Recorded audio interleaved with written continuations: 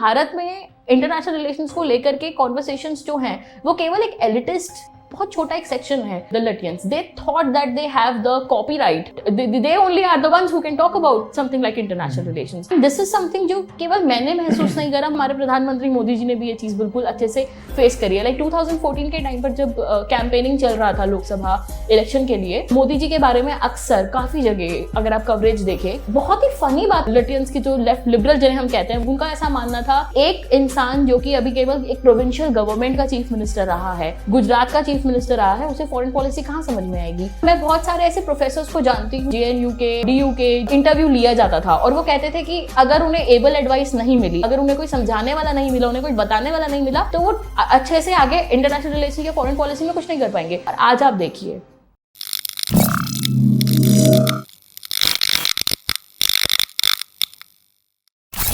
Hi, Namaskar. Welcome to another episode of the Arjun Kadan Show. We have with us my friend.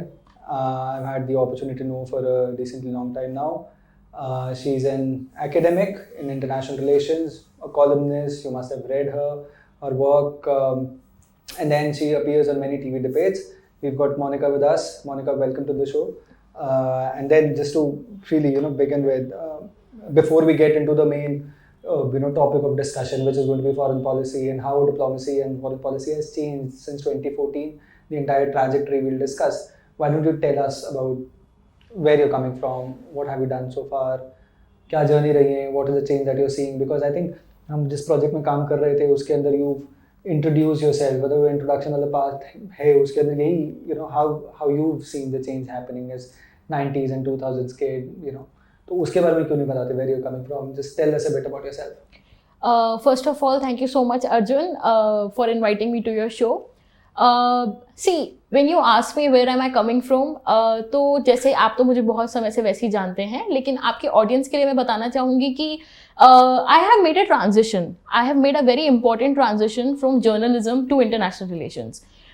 तो मेरी शुरुआत जो हुई थी, I was a student of media.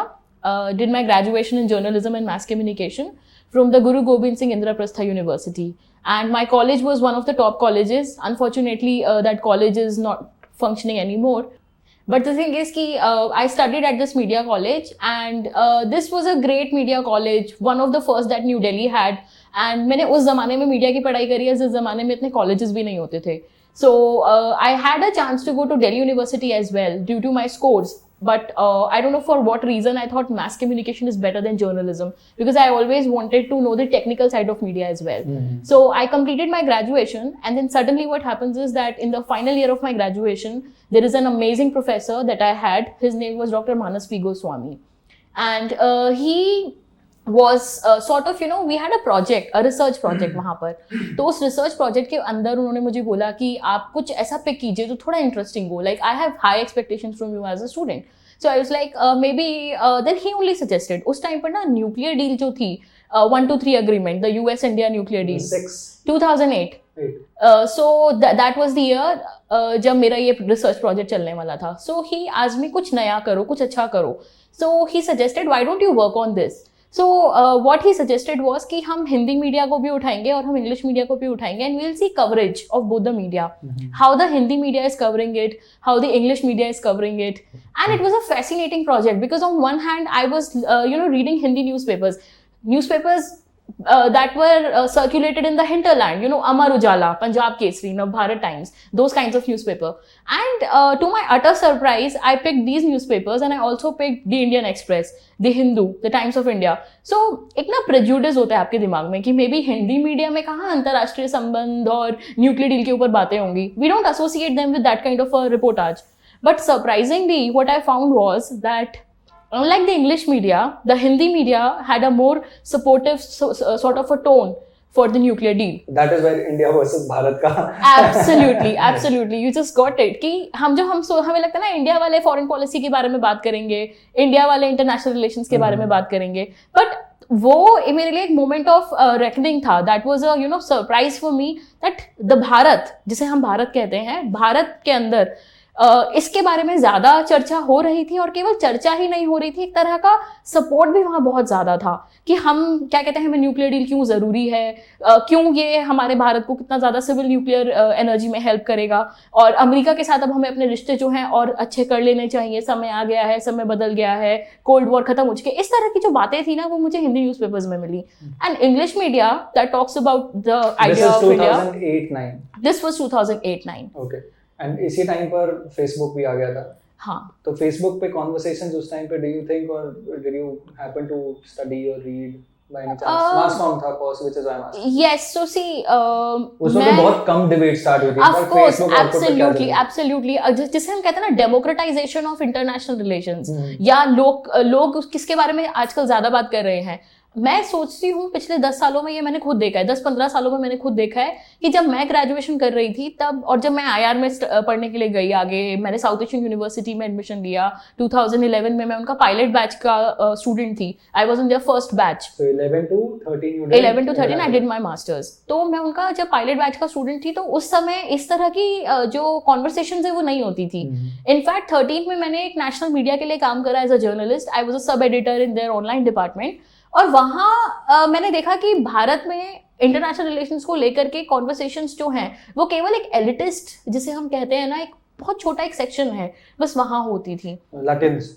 Absolutely, the Latvians. They thought that they have the copyright, or they have the entire, they only are the ones who can talk about something like international relations. And this is something जो केवल मैंने महसूस नहीं करा, मुझे लगता है कि हमारे प्रधानमंत्री मोदी जी ने भी ये चीज़ बिल्कुल अच्छे से फेस करी है. लाइक 2014 के टाइम पर जब कैंपेनिंग चल रहा था लोकसभा इलेक्शन के लिए, उस समय मोदी जी के बारे में अक्सर काफ़ी जगह अगर आप कवरेज देखें तो बहुत ही फनी बातें जो हैं वो लटियंस की, जो लेफ्ट लिबरल जिन्हें हम कहते हैं, वो बोलते थे. उनका ऐसा मानना था कि एक इंसान जो कि अभी केवल एक प्रोविंशियल गवर्नमेंट का चीफ मिनिस्टर रहा है, गुजरात का चीफ मिनिस्टर रहा है, उसे फॉरेन पॉलिसी कहाँ समझ में आएगी. और मैं बहुत सारे ऐसे प्रोफेसर्स को जानती हूँ JNU के और DU के, जिनका उस समय इंटरव्यू लिया जाता था, और वो कहते थे कि अगर उन्हें एबल एडवाइस नहीं मिली, अगर उन्हें कोई समझाने वाला नहीं मिला, उन्हें कोई बताने वाला नहीं मिला, तो वो अच्छे से आगे इंटरनेशनल रिलेशन या फॉरेन पॉलिसी में कुछ नहीं कर पाएंगे. और आज आप देखिए 2000 इनफैक्ट उसी टाइम की, उसी दौर की कहानी है ना, व्हेन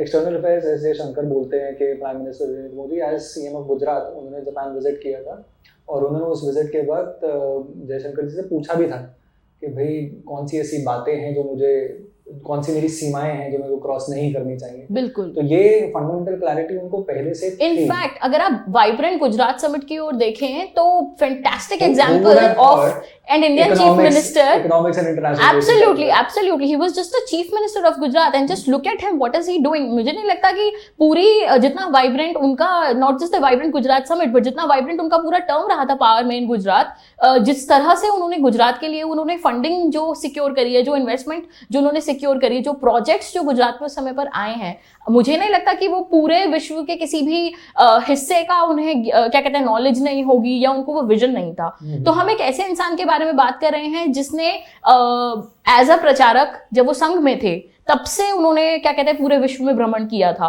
और उन्होंने विश्व में भ्रमण कर कर कितनी सारी चीजें देखी थी, कितनी सारी चीजें सीखी थी. तो वो जो एक मेंटालिटी थी ना लटियंस की कि नहीं हम ही को ही ज्यादा पता है IR कैसे होता है, हमको ही ज्यादा पता है फॉरेन पॉलिसी कैसे होता है, उसको कंप्लीटली वो जो मिथ है उसको शैटर जिस तरह से नरेंद्र मोदी जी ने करा है, मुझे लगता है कि बहुत एक अच्छा एग्जाम्पल है. और मैं क्यों मोदी जी से इतना ज्यादा इंस्पायर्ड फील करती हूँ और कनेक्टेड फील करती हूँ, उसका कारण यही है कि मैं भी, I come from a family, Arjun मैं बहुत आपको मतलब साफ तौर पे बताती हूँ, आई कम फ्रॉम अ फैमिली जहाँ पर IR और PhD दोनों ही चीज़ों का दूर दूर तक कोई नामो निशान नहीं है. I come from a family of businessman. My father was the first person who started working in a job. So he was GM with a national level farmers cooperative. And before that, my Nanaji was also educated and all. He was the first person, but that's not on the paternal side. मेरे दादाजी ही had a complete business. Even today, my uncles are more in business. None of them had any clue what is a PhD, what is even international relations. तो मैं एक ऐसी family से आती हूँ कि जब मैंने सोचा कि नहीं मुझे तो यही पढ़ना है, मुझे तो यही करना है, and I was a very adamant child since I was even when I was a student in school. So अगर मैंने कुछ ठान लिया कि नहीं मुझे यही करना है तो मैं वही करती थी. तो उस टाइम पर भी इंटरनेशनल रिलेशंस के बारे में किसी को कुछ पता ही नहीं होता था. और जब मैं शुरुआत कर रही थी तो आप बिलीव नहीं करेंगे अर्जुन की चीज़ मैंने इतनी बार सुनी है. और खास तौर पर मैंने मीडिया में ये बहुत लोगों से सुना कि आप क्या कहते हैं फॉरेन पॉलिसी पे आप कैसे लिख सकते हो, आपकी पेडिग्री क्या है। आप समझ रहे हो, वो जो शब्द होता है ना आपकी पेडिग्री, वो शब्द मुझ पर बहुत बार जो है it has been thrown at me कि आपकी, मेरे पास यही सेम शब्द यूज हुआ था। मैं राष्ट्रपति भवन में किसी प्रोजेक्ट के बेसिस पे था, तो वहां पर मुझसे किसी ने पूछा वो do you come from the pedigree. तो anyway, but yes I understand कि जो जर्नी रही है वो जर्नलिज्म से आईआर पे गई, और उस टाइम वो जो दौर है आपका जिसके अंदर आप आईआर में गई, उस टाइम पे एक और सब्जेक्ट का बड़ा बोलबाला स्टार्ट हुआ था, पब्लिक पॉलिसी का। तो एसआर के अंदर बहुत लोग वो कॉमर्स पढ़ रहे हैं, इकोनॉमिक्स पढ़ रहे हैं, बट वो आईआर में जा रहे हैं और पब्लिक पॉलिसी में जा रहे हैं एसेंशियली। तो उसका एक फेज तो वो आया था ही। सो साउथ एशियन यूनिवर्सिटी से आपने पीएचडी किया अपना इंटरनेशनल रिलेशंस के अंदर। आपने प्रधानमंत्री मोदी जी की बात की कि मोदी जी के बारे में एज्यूम किया जाता था कि उनको आईआर नहीं आता, बट पॉइंट ये है कि आज बेचारा देश भ्रमण किया, फिर जब संगठन का हिस्सा बने हुए थे तब वो यूएस भी गए थे, यूरोप भी गए थे, early 1990s I believe, the numbers are correct. तो ये उनकी एक बड़ी जर्नी रही है जो हम थ्रू आवर कॉन्वर्सेशन करेंगे भी। But to know the impact or to understand the impact of Prime Minister Narendra Modi, it is important to understand कि उससे पहले foreign policy क्या थी। तो why don't you take our viewers through कि ऐसे कौन से contours थे major जो हमारी foreign policy को define करते हैं, जो historicity हमारी foreign policy का रही है वो क्या रही है। And I'd like you to bring with कि वो post colonial और post independence हमारा एक वो hangover चल रहा था ना, कि किस तरह से जो भी हमारी फॉरेन पॉलिसी थी वो कितना ब्रिटिश और कॉमनवेल्थ के पास सराउंडेड थी, और फिर कैसे उस दौर के अंदर एक नेहरूवियन इम्पैक्ट रहा for the longest time. In fact post Nehru also वो एक इम्पैक्ट तो मेजर रहा ही हमारी डिप्लोमेसी में कहना। तो why don't you run us through के pre 2000 essentially pre Vajpayee era के अंदर कौन से ऐसे मेजर कॉन्टूर्स रहे हैं व्हिच हैड एन इम्पैक्ट और जिनका हम ट्रांजिशन भी देख रहे हैं। जब हम बात करते हैं इंडिया के अर्ली ईयर्स की, तो 1947 में हमें इंडिपेंडेंस मिली है, 1950 में हम लोग जो हैं अपनी कॉन्स्टिट्यूशन हमारा बना और we became a republic and so on. So अगर हम उस समय से अगर हम आज 1990s तक अगर हम बात करें तो वो पूरे फेज़ में दो टॉल फिगर्स सामने आती हैं। मेरे हिसाब से अगर हम सबसे पहले हम नेहरू जी के बारे में बात कर सकते हैं और फिर हम इंदिरा जी के बारे में बात कर सकते हैं। Both come from pedigree. Absolutely, and both come from pedigree. Interestingly, both come from pedigree. So the thing is कि नेहरू जी की जो फॉरेन पॉलिसी थी, वो फॉरेन पॉलिसी को जानने का सबसे अच्छा तरीका मेरे हिसाब से आप उनकी पुरानी स्पीचेस उठाकर पढ़िए। नेहरू जी को लेकर के the kind of scholarship that has come is of two type. One is revisionist, जहाँ पर some people are trying to prove him in retrospection, they are trying to prove him what he was not and what he did not meant. And then एक जो उनका original जो तरीका है उनको समझने का, उनकी फॉरेन पॉलिसी समझने का, वो है आप उनकी जितनी भी स्पीचेस हैं, and all of them fantastically, new Delhi in all the libraries it's available. तो आप त्रिमूर्ति भवन चले जाइए या आप ICWA चले जाइए, आपको वहाँ पे उनकी अच्छी खासी स्पीचेस जो है वो मिल जाएंगी। वो पढ़कर ना मैंने जितना नेहरू जी को समझा वो मैंने यही समझा कि he was more of a idealist. Now, what is the difference between an idealist and a realist? IR में एक बहुत फेमस थ्योरी होती है रियलिज्म की कि चीज़ें जैसी हैं हमें वैसे ही मानना चाहिए। Realism means accept things as they are, but Nehru ji wanted to make things what they were not. Idealism is about living in your own world and trying to have a perfect idea of how things should be. अभी क्या है, real world में it doesn't work. And why do you doesn't say so? See, why it doesn't work is because you have a No, not why it doesn't work. Why do you say that he was an idealist? आप उनकी अगर foreign policy को पढ़ेंगे, अगर आप उनके कुछ इस तरह के उनके निर्णय हैं जिन पर अगर आप ध्यान दें, फॉर एग्जांपल सबसे एक बेहतरीन जो उदाहरण है वो ये है कि जब पाकिस्तान 1948 में जब ट्राइबल रेड्स हुए थे जम्मू कश्मीर में, इंडिपेंडेंट इंडिया का one of the first conflict with Pakistan, और उस समय पर नया जो है यूनाइटेड नेशंस अपना इट वाज टेकिंग शेप, और उस समय सोच समझ करके हमारी आर्मी ने हमारे क्या कहते हैं जो भी हमारा सिक्योरिटी एस्टैब्लिशमेंट था, बहुत ही बेहतरीन तरीके से बहुत ही खूबसूरती के साथ हमने पाकिस्तानियों को खदेड़ कर बाहर भगा दिया था, अच्छे से टेरिटरी को भी हमने अपनी कंट्रोल कर लिया था, सब कुछ हो गया था। लेकिन उसके बाद नेहरू जी जो थे, ही वॉज एन आइडियलिस्ट। उनको लगा कि अभी नए इंस्टीट्यूशंस बन रहे हैं, न्यूएन भी नया बना है, so how about taking this question to the United Nations. और वहां गलत क्या हुआ कि जब वो यूनाइटेड नेशंस उसको लेकर गए उस सवाल को, तो वो अपने आइडियलिज्म में थे। अब आप समझ रहे हैं, उनका जो पर्सपेक्टिव था वो आइडियलिज्म से भरपूर था कि एक नया इंस्टीट्यूशन बना है जो कि कह रहा है वर्ल्ड पीस होना चाहिए, हमें आर्म्स नहीं उठाना चाहिए, हमें क्या कहते हैं मिलिट्री के बारे में बात नहीं करना चाहिए, हमें शांति अमन के बारे में बात करना चाहिए और इस तरह की चीज़ों पे। And he had a lot of false sense of the goodness of international institutions. This was a time when new international institutions were coming up, क्योंकि अभी सेकेंड वर्ल्ड वॉर खत्म होकर चुकी थी और उन्हें लगा कि यूएन नया नया बना है तो शायद मुझे यूएन जाना चाहिए, और वो इस सवाल को वहां लेकर गए। लेकिन उसके बाद क्या हुआ वो हम सभी जानते हैं। तो 2 पॉइंट्स यहाँ पर, एक तो क्या दूसरा कोई ऑप्शन था, मतलब हैड इट बीन पटेल और anybody else for that matter, हमारे पास दूसरा ऑप्शन क्या था other than taking the matter to UNSC?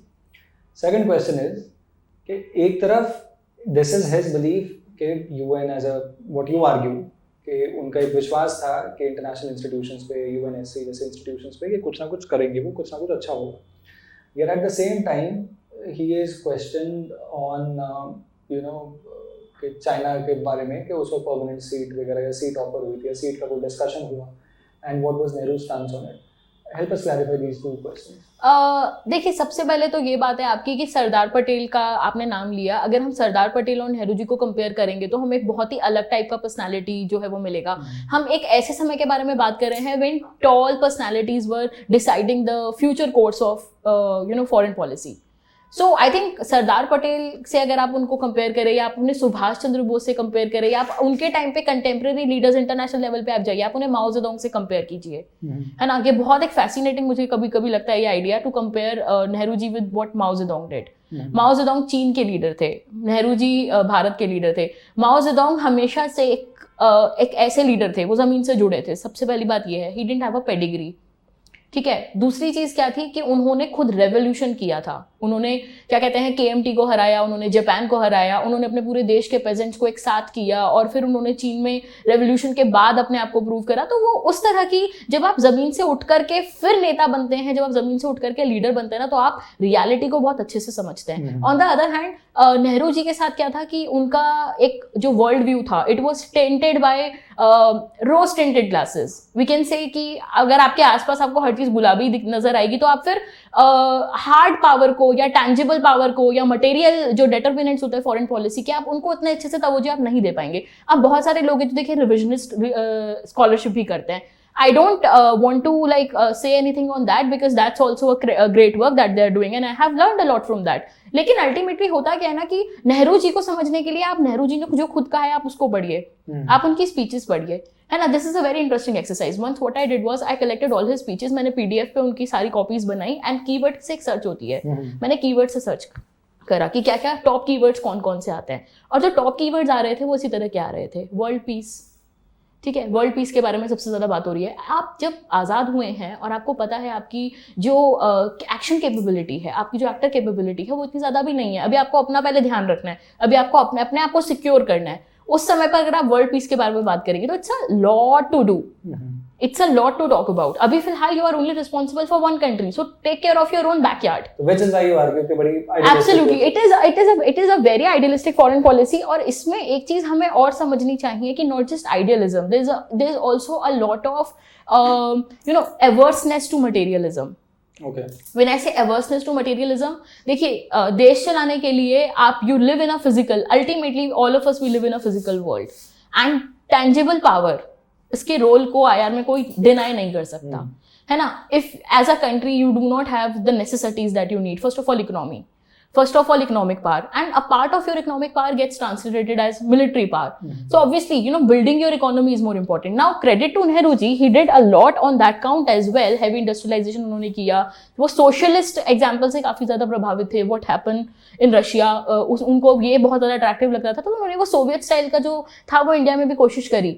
लेकिन इकोनॉमी एक हमेशा ना इंडिया की right from independence till till today, I will say not till today, मतलब 2000s तक ये एक जो रिकॉग्निशन था ना कि हमारे इकोनॉमी को इस तरह का बनाया जाए, economy should be more important rather than some hazy moral principles. I think that is a correct way of putting it. हमारी फॉरेन पॉलिसी में शुरू से वो जो एक मॉरलिस्टिक एक जो एंगल डाल दिया गया ना, नहीं ये सही है वो गलत है, we are tying our own hands we are making our selves, we are making becoming a prisoner of our own mentality. जब when it doesn't work like that's not how international relations would work. Look at any country in the world. What is the first thing that they do after getting independent, or what is the first thing that they do after making a new state? What did PRC did?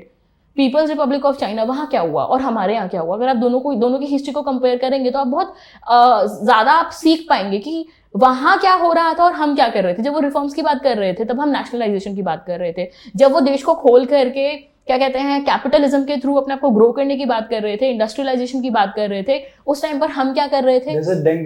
Absolutely and not just China के पहले east Asian tigers, जब east Asian tigers भी अपने आप को क्या कहते हैं इंडिपेंडेंट बना रहे थे और अपने इकोनॉमी को वो लोग they were trying to work on their economy, they had a fantastic growth rate. तब हमारी सोच क्या थी? तो वो जो एक चीज है ना वो बार बार एक नजर आएगा. What you are saying is कि नेहरू के टाइम पर जो आइडियलिज्म था, जो non pragmatic approach to foreign policy थी, यू आर आर्ग्यूइंग कि ये पोस्ट नेहरू भी चलती रही. बिल्कुल. But what about Indira's time and what about Bangladesh and how do you see that? See Indira ji के साथ में सबसे अच्छी चीज क्या थी कि उनके अंदर मुझे लगता है I like the certain decisions that she did were fantastic, especially the 1971 war. It was a good example of उन्होंने अपने diplomats को all over the world, Indian diplomats were sent all across the world. We tried to convince every world power that matters कि हम लोग 1971 का जो liberation war है उसमें India is now going to enter, because वो हमारी security तक बात आ गई है, because refugee crisis हो चुका है and people may enter our territory, and also India had to take some sort of action for sure. And the way she took the lead, all the diplomats they went there and everyone was convinced is great.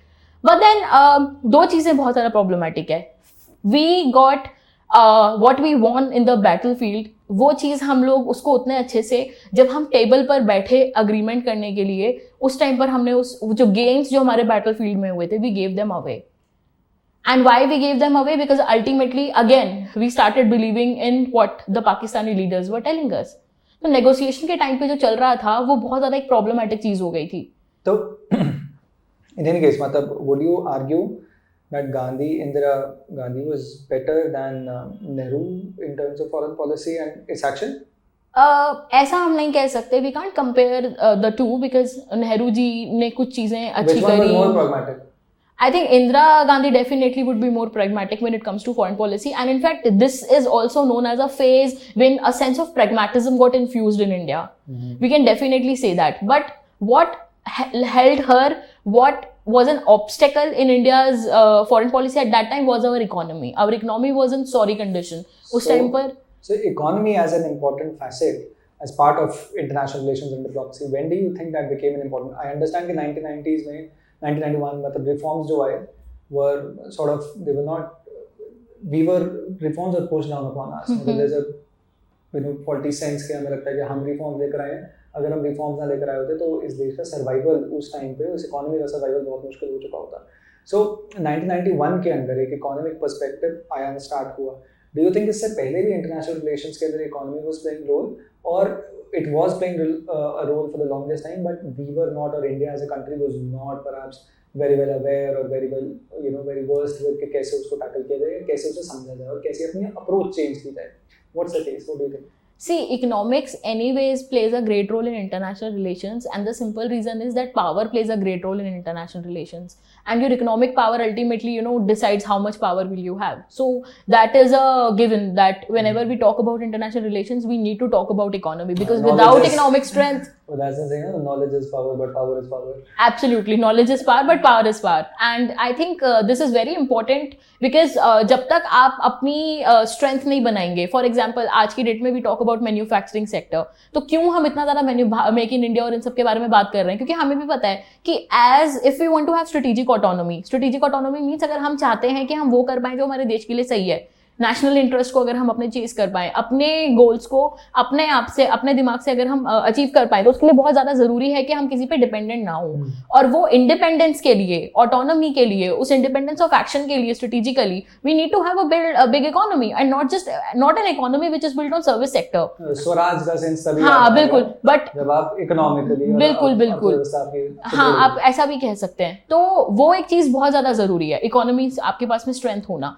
तो ये जो था ना India में 91 के पहले, तो बिल्कुल ही आप कह सकते हैं कि एक जो लेफ्टिस्ट जो टिल्ट था हमारी इकोनॉमिक पॉलिसी में, वो it was very problematic. Okay, so this leftist tilt perhaps helped us to gain or become friends with Russia and USSR perhaps?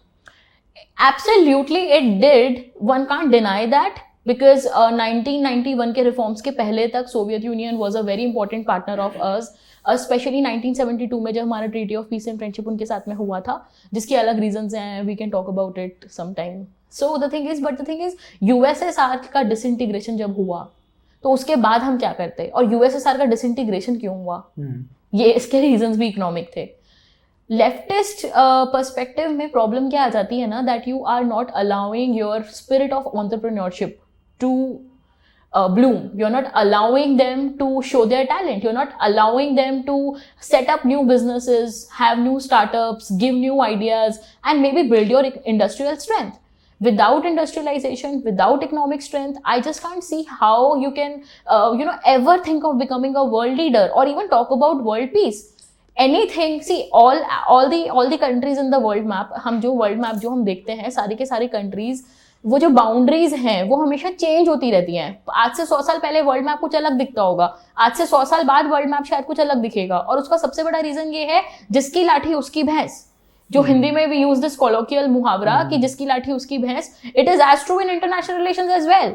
If you have power then you will decide what is the boundary of your country going to be, है ना. So I am giving you a very simple example. आप world map उठाइए, आज से 100 साल बाद अगर आप चाहते हैं कि वर्ल्ड मैप आपकी कंट्री के लिए फेवरेबल हो, तो आपके पास में टैंजिबल पावर होना बहुत ज्यादा जरूरी है, आपके पास में इकोनॉमिक स्ट्रेंथ होना बहुत ज्यादा जरूरी है. सॉफ्ट पावर का एक रोल है, उतना ही है, soft power without hard power is nothing. और ये तो खुद वो कहते हैं जिन्होंने सॉफ्ट पावर के बारे में, कहाँ से आई है टर्म, जोसेफ नाय की किताब से आई है, he is talking about it. लेकिन वो जो जिन्होंने खुद सॉफ्ट पावर के बारे में बात करी है, they also don't deny the role of hard power. We are not spiritual gurus ना, कि हम बैठ गए भगवान की उसमें and somehow we are getting connected with God and everything will fall into place. So we are not in the business of spirituality, we are in the business of physical world, we are in the business of power, and power needs tangible. So we are agreeing कि एक तो idealism वाला phase था जिसके अंदर Nehruvian diplomacy और Nehruvian foreign policy चलती थी. Then we entered into a phase of a sense of pragmatism came in during Indira's time. Indira का जो and this is where I also want to bring Indira's national politics, जो Khalistani struggle है या उस time पर, क्योंकि जो 70s के अंदर तो बांग्लादेश रेन कर रहा है एंड रशिया रेन कर रहा है. इन दी 80s हमारे देश की जो फॉरेन पॉलिसी है, आप लार्जली या तो करप्शन स्कैंडल्स के अंदर आते हैं, which is late 80s and early 80s के अंदर लोकल पॉलिटिक्स जो खालिस्तानी के, which will have a larger impact perhaps later, a couple of decades later, जो आज एक बहुत बड़ा इशू बना हुआ है इंटरनेशनल डिप्लोमेसी के अंदर इंडिया के इंटरेस्ट को देखते हुए. And in 1990s you saw international economic institutions, उन्होंने एक चेंज फोर्स किया इंडिया के अंदर during PV Narasimha Rao's government, and then a change came in, economic change came into the country, and which perhaps is making impact later in the later years.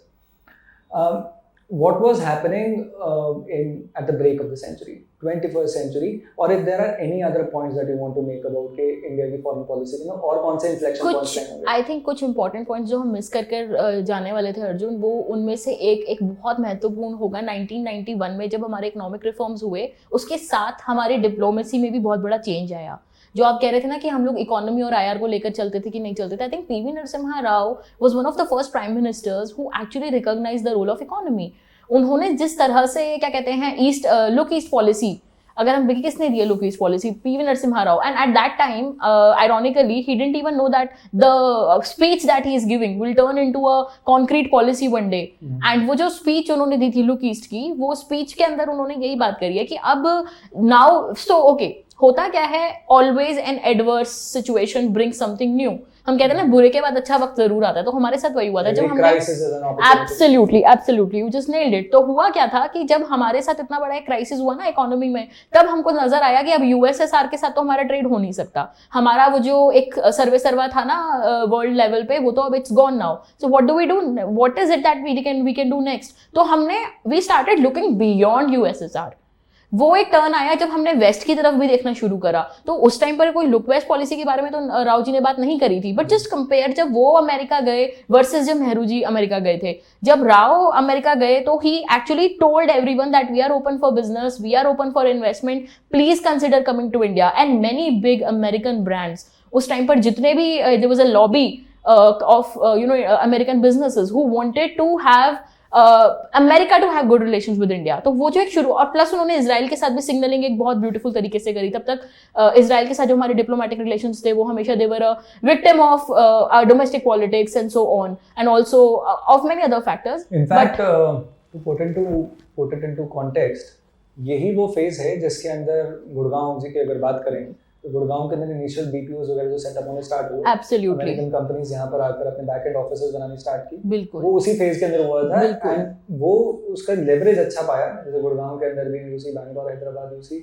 The boom of internet and the boom of back and offices, ये सारा काम जो हमारा services industry के अंदर जो boom आया वो राइट आफ्टर दैट आया। So economy played a major role, and then the approach of the national government towards accepting any businesses from across the world.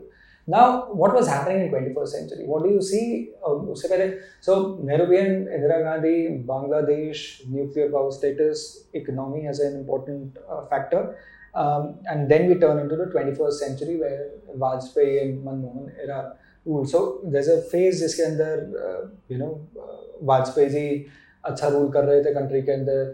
तीन बार उनको लेने के मौका मिला, प्रधानमंत्री बने वो, और उनका एक इम्पैक्ट रहा है जिसके उस टाइम तक पाकिस्तान का एक बहुत बड़ा रोल था। इनफैक्ट मुझे लगता है कि 2014 तक भी ना पाकिस्तान एक बहुत बड़ा इंपॉर्टेंट फैक्टर रहा है हमारी डिप्लोमेसी के अंदर। पाकिस्तान और इंडिया को अमेरिका भी हमें इकट्ठा, hyphenation is the idea that people discuss often, कि उसके साथ देखा जाता था। और पाकिस्तान, हमारी जो फॉरेन पॉलिसी है, हमारा जो एक्शन है, वो चाइना या ग्लोबल पावर की जगह पाकिस्तान से ज़्यादा कॉन्सेंट्रेटेड हुआ करता था। And that was a tool जिस तरह से हमें इंडिया को परहैप्स कंट्रोल में रखा जाए।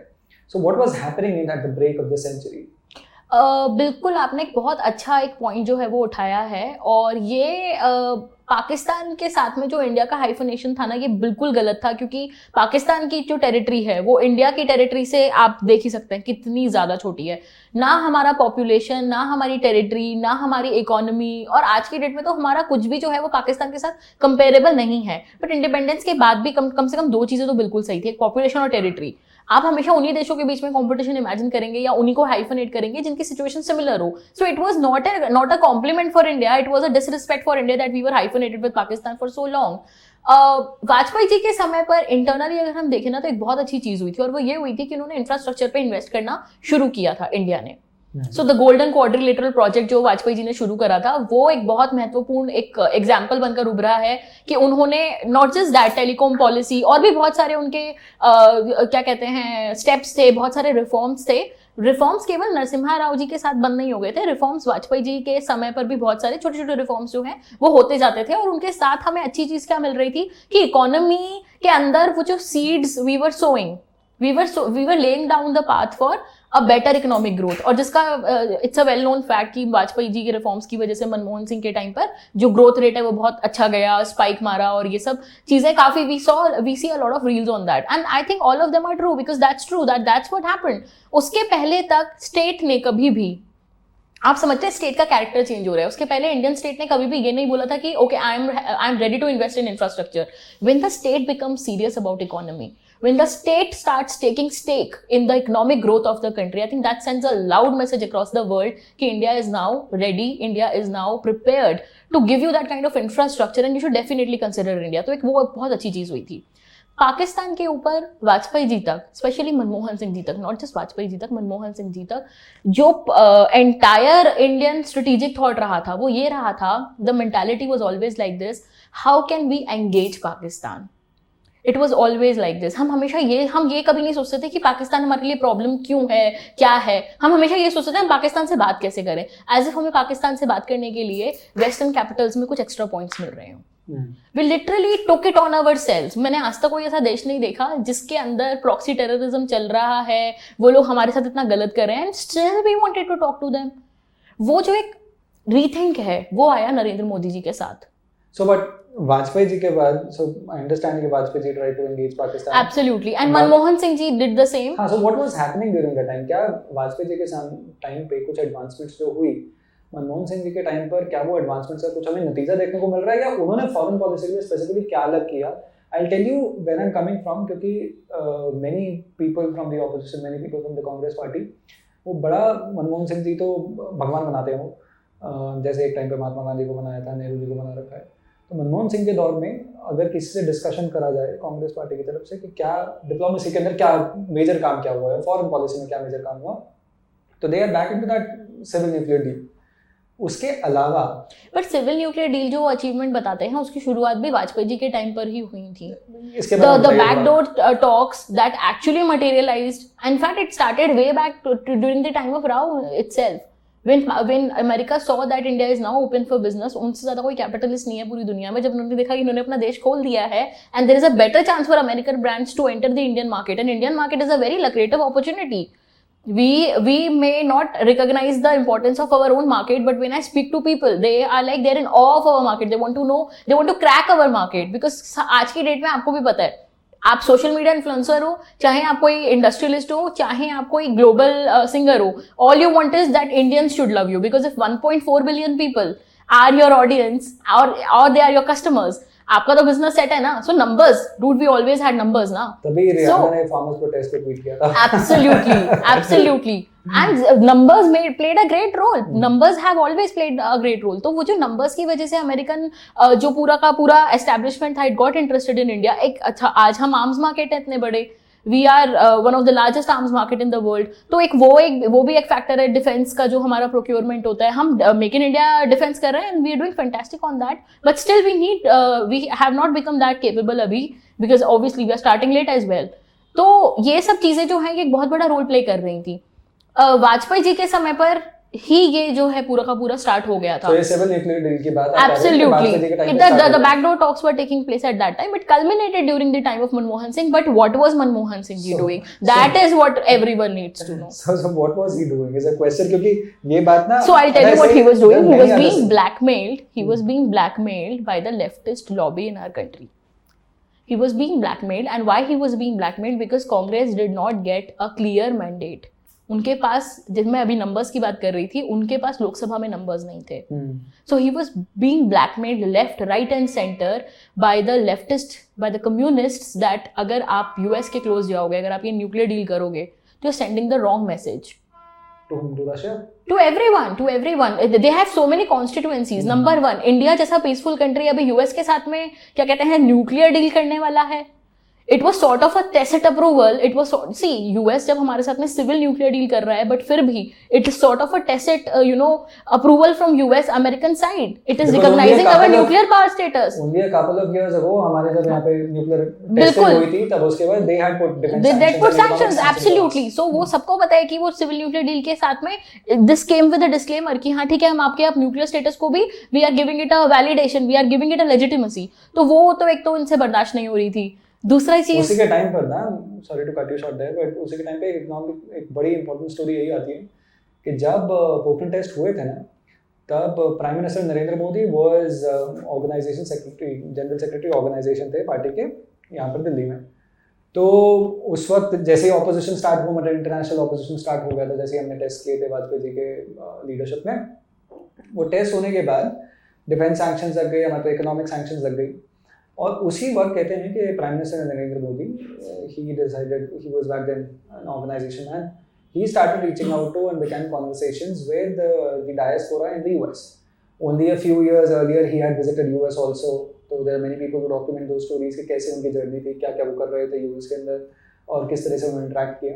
तो उस समय के अंदर he gave the idea कि इंडियन डायस्पोरा जो US में बैठा है वो कुछ चर्चाएं स्टार्ट करें, वो कुछ कॉन्वर्सेशन स्टार्ट करें अपनी लोकल लीडरशिप से कि भाई ये गलत हुआ है, इंडिया ने पीसफुल टेस्ट किया, पीसफुल न्यूक्लियर टेस्ट किया, सिविल यूज के लिए किया, सो ऑन सो फोर्थ। मतलब India wants to develop its own deterrence के लिए डेवलप कर रहे हैं। सो एक कॉन्वर्सेशन स्टार्ट की जाए अमेरिका के अंदर लोकल लीडरशिप के साथ, and then it culminated into that removal of defence sanction, and that becomes a amazing story, क्योंकि अगले 1.5-2 साल के अंदर, इफ आई एम करेक्ट, वो जो सैंक्शंस थी वो यूएस ने सारी की सारी सैंक्शंस वापस ले ली थी. So it's an important trajectory जो इंडिया फेस कर रहा है उन 10-15 सालों के अंदर. और वो जो डायस्पोरा का रोल जो आप बता रहे हैं वो बहुत ज़्यादा एक महत्वपूर्ण रोल है, क्योंकि ये बिल्कुल सही बात है. Diaspora they used to shoot off letters to their senators, to their politicians, to their lawmakers कि आप जो है India, and that's a fantastic example. I think बहुत एक फैसिनेटिंग केस स्टडी बन सकती है ये डायस्पोरा के रोल के लिए. I am sure someone would have already picked it और someone should definitely pick it, कि किस तरह से इंडियन डायस्पोरा ने despite shifting to US, having their interest there, having everything there, उन्होंने इंडिया के नेशनल इंटरेस्ट के लिए अपने पॉलिटिशियंस को literally they are pleading and they are telling them that Indian the sanctions should be lifted and India should be engaged as a legitimate actor. नहीं, but then and the same diaspora, Arjun, 2014 का जो election था बहुत interesting election था, क्योंकि आप देख रहे हैं मोदी जी ने हमें, मतलब since we already talked about diaspora, I think हमें इसके बारे में अब बात कर लेनी चाहिए. It's that big elephant in the room, the diaspora, that we should be talking about. 2014 के इलेक्शंस के टाइम पर अगर आप देखें तो मेन स्ट्रीम मीडिया ने हमेशा उनको डिमोनाइज किया था मोदी जी को. ठीक है, उन्होंने मेन स्ट्रीम मीडिया को साइड करके, एकदम बाईपास करके सोशल मीडिया पे अपना अच्छा खासा उन्होंने क्या कहते हैं, जो उनका पूरा कैंपेन ही है, वो कैंपेन ही शुरू जो हुआ था और जो एग्जीक्यूट हुआ था और जो वोट्स आए थे, चाय पे चर्चा एंड हर घर मोदी एंड सो ऑन, तो उस पर हुआ. एक जो चीज़ कम लोग जानते हैं वो ये जानते हैं डायस्पोरा ने कितना बड़ा रोल प्ले किया. आप बिलीव नहीं करेंगे, इतने सारे businessmen all across the world who are of Indian origin, they are collecting money अपने लेवल पर, वो लोग पैसे जोड़ रहे हैं. And so many of them, they descended, they actually came to India and they tried convincing people in India. आप देख रहे हैं उनके पास में वोटिंग पावर नहीं है. Diaspora, they don't have the voting rights, but they are coming to India and they are convincing the Indians who are living here, who have a legit voter ID, that you should choose Modi as your leader. तो आप सोचिए, we are not, so many Indians still don't vote for Modi ji, and I really wonder, जो लोग बाहर रहते हैं उनके perspective में मोदी जी को लेकर के, और जो लोग हमारे देश में रहते हैं, कितना सारा डिफरेंस है. Absolutely. It's like चिराग तले अंधेरा. We don't recognize. Maybe this man has got see, as a scholar of international relations, I am not biased towards anyone. सबकी अचीवमेंट और सबकी वीकनेसेस मालूम रखना is my job. I think I want to be, in fact I try to be as neutral and objective in my assessment as it could be. लेकिन at the same time आपको ये चीज़ समझनी चाहिए, अगर आपको एक ऐसा लीडर मिल रहा है जो कि वर्ल्ड ओवर पॉपुलर है, जो कि world over he is loved, and he has the right credentials and he has the right vision to take your country forward, what's stopping you from understanding it? I think that's where the role of the diaspora plays a great role. और I think यही मोदी जी ने अपनी foreign policy में भी बहुत अच्छे से, अगर कोई एक ऐसा प्राइम मिनिस्टर निकला है ना इंडिया में जिसने डायस्पोरा को हमेशा एक बहुत ज़्यादा इम्पोर्टेंस दी हो, उनको एक रिस्पेक्ट दिया हो, उनकी जो एनर्जी है उसको चैनलाइज किया हो, तो I think that has to be prime minister Modi. क्योंकि मैं कितनी बार टीवी डिबेट्स पर जब होती हूँ, सुबह के 4 बजे, सुबह के 3 बजे, सुबह के 2 बजे, रात के 11 बजे, इतने और टाइम्स पर मोदी जी कभी ऑस्ट्रेलिया में होते हैं, मोदी जी कभी किसी और टाइम जोन में होते हैं, and I get all these, and I am a very lazy person by the way. मैं बहुत, I think you also know that I am very lazy, but मेरे लिए केवल उठ करके कैमरे पर आकर के अपनी ओपिनियन उस पर देना कितना मुश्किल काम होता है. और मोदी जी वहाँ पर पर्सनली उन देशों में जाकर के डायस्पोरा को एंगेज करता है. इवन टुडे अगर वो वेस्ट एशिया की विजिट पर है, अगर वो यूएई जा रहे हैं, अबू धाबी में he is inaugurating a temple, अगर वो कतर जा रहे हैं, अगर वो ऑस्ट्रेलिया जा रहे हैं, वो जहाँ भी जाते हैं, आप न्यूज़पेपर कवरेज देखिए वहाँ के लोकल न्यूज़पेपर्स में, there always be a huge section of the Indian community who would be ready. और अगर उनके पास समय होगा तो there will be a great event like the Howdy Modi event and different अभी I think Ahlan Modi event is going on in Abu Dhabi. So he'll make sure कि इस तरह की कोई event की जाए. बट अगर उनके पास उतना समय नहीं होगा तो he'll just shake hands with people who are there at the airport or maybe at some Indian community event and just look at the faces of these people. हम लोग रियलाइज नहीं करते हमारी पॉपुलेशन हमारे लिए कितनी बड़ी असेट है. Even those people who left India long time ago, they want to serve Indian national interest. They are patriotic. We do nothing to keep them hooked onto us or to our strategic interest or to our national interest. But they want to make sure that their power जो उन्होंने कमाई है वहाँ पर जाकर के, जो goodwill उन्होंने अर्न करी है, Indians are known as one of the most fantastic people across the world. आप यूनिवर्सिटीज़ में चले जाइए, आप IT सेक्टर में चले जाइए, इनके beyond, in fact go to nursing और health care, go to any industry across the world, go to Africa, maybe go to Latin America, go to any part of the world. Indians have earned a very very strong goodwill for themselves. and they're ready to leverage that goodwill for India. I think that's a beautiful example. Exactly. If I remember it correctly, 2014 का ही वो time था ना जिस वक्त diaspora, like you said, कि I know people जो America से आए, सिंगापुर से आए और यहाँ पर आकर अलग अलग कैंपेन्स रन किए, and those campaigns were all citizen led, these were not party campaigns. तो एक बड़ा ट्रांजिशन देखने लगा था डायस्पोरा किस तरह से एंगेज कर रहा था. एंड इसकी history is fairly interesting because you see 60s, 70s, 80s, 90s, there are times कि जब डायस्पोरा को इंपॉर्टेंस दी ही नहीं गई. The people of Indian origin, when they wanted to come back to India from say any crisis in Uganda, Africa में कोई crisis हो गया जिसके अंदर इंडोफोबिया स्टार्ट हुआ था, they wanted to come back to India और बहुत ज़्यादा लंबा चौड़ा सपोर्ट नहीं मिला था from the government, नेहरू की तरफ से भी. And in fact people from West Asia, when they wanted to come back during the Gulf crisis, the way we treated our people is rather a sad story. Now what happened was कि उसी दौर के अंदर prime minister Narendra Modi in early 1990s, like I shared earlier, कि उन्होंने वो US के visits लिए थे, and that is I think वही टाइम था जब उनको एक सेंस आ गया था कि इंडियन डायस्पोरा जो दुनिया भर में फैला हुआ है उसको किस तरह से लेवरेज किया जा सकता है. विच इज़ वाई डायस्पोरा को 1998 के पास एंगेज किया गया जब सैंक्शंस रिमूव करते थे. एंड डायस्पोरा की बड़ी इंटरेस्टिंग स्टोरी रही हुई है. बट डायस्पोरा को एंगेज करना and creatively engage करना has been Prime Minister Narendra Modi doing it. Like you said, there has been nobody उनसे पहले डायस्पोरा को इतना अच्छा एंगेज कर रहा था. एंड 14 के अंदर वो डायस्पोरा एंगेजमेंट इतना ज़्यादा पहुंच गया था कि diaspora wanted that prime minister Narendra Modi comes to power. Now since then he's engaged them on in multiple ways. जैसे आपने बताया कि एयरपोर्ट्स पे जाते हैं, तो एयरपोर्ट पे जाते हैं तो डायस्पोरा कम्युनिटी से मिलते हैं, अलग अलग इवेंट्स रखते हैं, even if when he is going abroad. और जब अब्रॉड जाते हैं तो अलग अलग इवेंट्स उनके टाइम और प्रेफरेंसेस के हिसाब से ही इंश्योर्स कि किसी न किसी तरह से डायस्पोरा से टच में रहे. But this brings me to another point. 2014 के बाद whenever he was going abroad, one that he was meeting the diaspora, but if you remember correctly, एक ऐसा फेज बनाया था कि people started arguing कि भाई प्राइम मिनिस्टर नरेंद्र मोदी तो इंडिया से बाहर गए थे. So that is an interesting, rather it was a shocking thing. I personally felt that मतलब he is a prime minister who is working 24 hours around the clock in order to ensure, he's working for Indian interests. भारतीय interest के लिए काम कर रहे हैं वो, and आप वो एक्शन में देखते हैं. For instance, अभी recently वो पार्लियामेंट्री बिल्डिंग वाला last year before last एक पॉपुलर हुआ था ना कि prime minister came from a foreign visit. And then he went to the construction जहाँ पर चल रहा था पार्लियामेंट बिल्डिंग का या फिर कैपिटल कॉम्प्लेक्स का. सो वो सारी की सारी चीज़ जो है that is telling of how hard the prime minister is working. But now what I want to know from you is कि ये जो इनिशियल वो था कि what were initial few things that prime minister Narendra Modi began doing soon after he became the prime minister of the country. What change did he bring? We've gone through the historicity of the entire debate. Now I want to know कि 2014 के अंदर क्या वो बदलाव आना शुरू हुआ. क्योंकि आपने ये वाला भी पॉइंट उठाया है कि अक्सर उनके खिलाफ एक क्रिटिसिज्म आता था कि अभी भी आता है कि he is always outside, he is always travelling, he is always doing this. So I don't think people when they say that he is always travelling, he is always outside, people are wrong. People are not wrong. He actually is always outside. If you look at the number of foreign visits that prime minister Modi has paid, it's much more than what his predecessors ever have paid. And combine all his predecessors, compare it with any other prime minister that India had, and compare it with Prime Minister Modi. They're right that he's always outside, he's traveling a lot. But people don't realize one thing कि जब वो बाहर जाते हैं तो वो बाहर, it's not like your trip or my trip that we go for a tour and we do sightseeing and we just have some good taste of their cuisine and all and we come back. That's not how what he does. He has a very jam packed schedule. वो एक बार में एक tour पे 4 countries जाते हैं.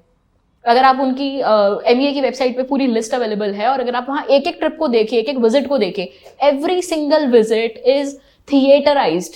He is going to Central Asia, he will meet 3-4 countries. He'll meet people from the leaders of Kyrgyzstan, Kazakhstan, Tajikistan, and so on. If he's going to Southeast Asia, he will be meeting the Malaysian leader, he will be meeting the Singaporean leader. So he is not doing something, he's just not going there for fun. And what people basically say is कि वो तो हमेशा बाहर रहता है. See, एक आपको ये डिफरेंस समझना पड़ेगा. ग्लोबलाइजेशन के इस दौर में इंडिया जो है, अगर हम उसको ब्रांड इंडिया लेके चले तो ब्रांड इंडिया का जो सबसे बड़ा जो सेल्समैन है वो प्राइम मिनिस्टर मोदी है.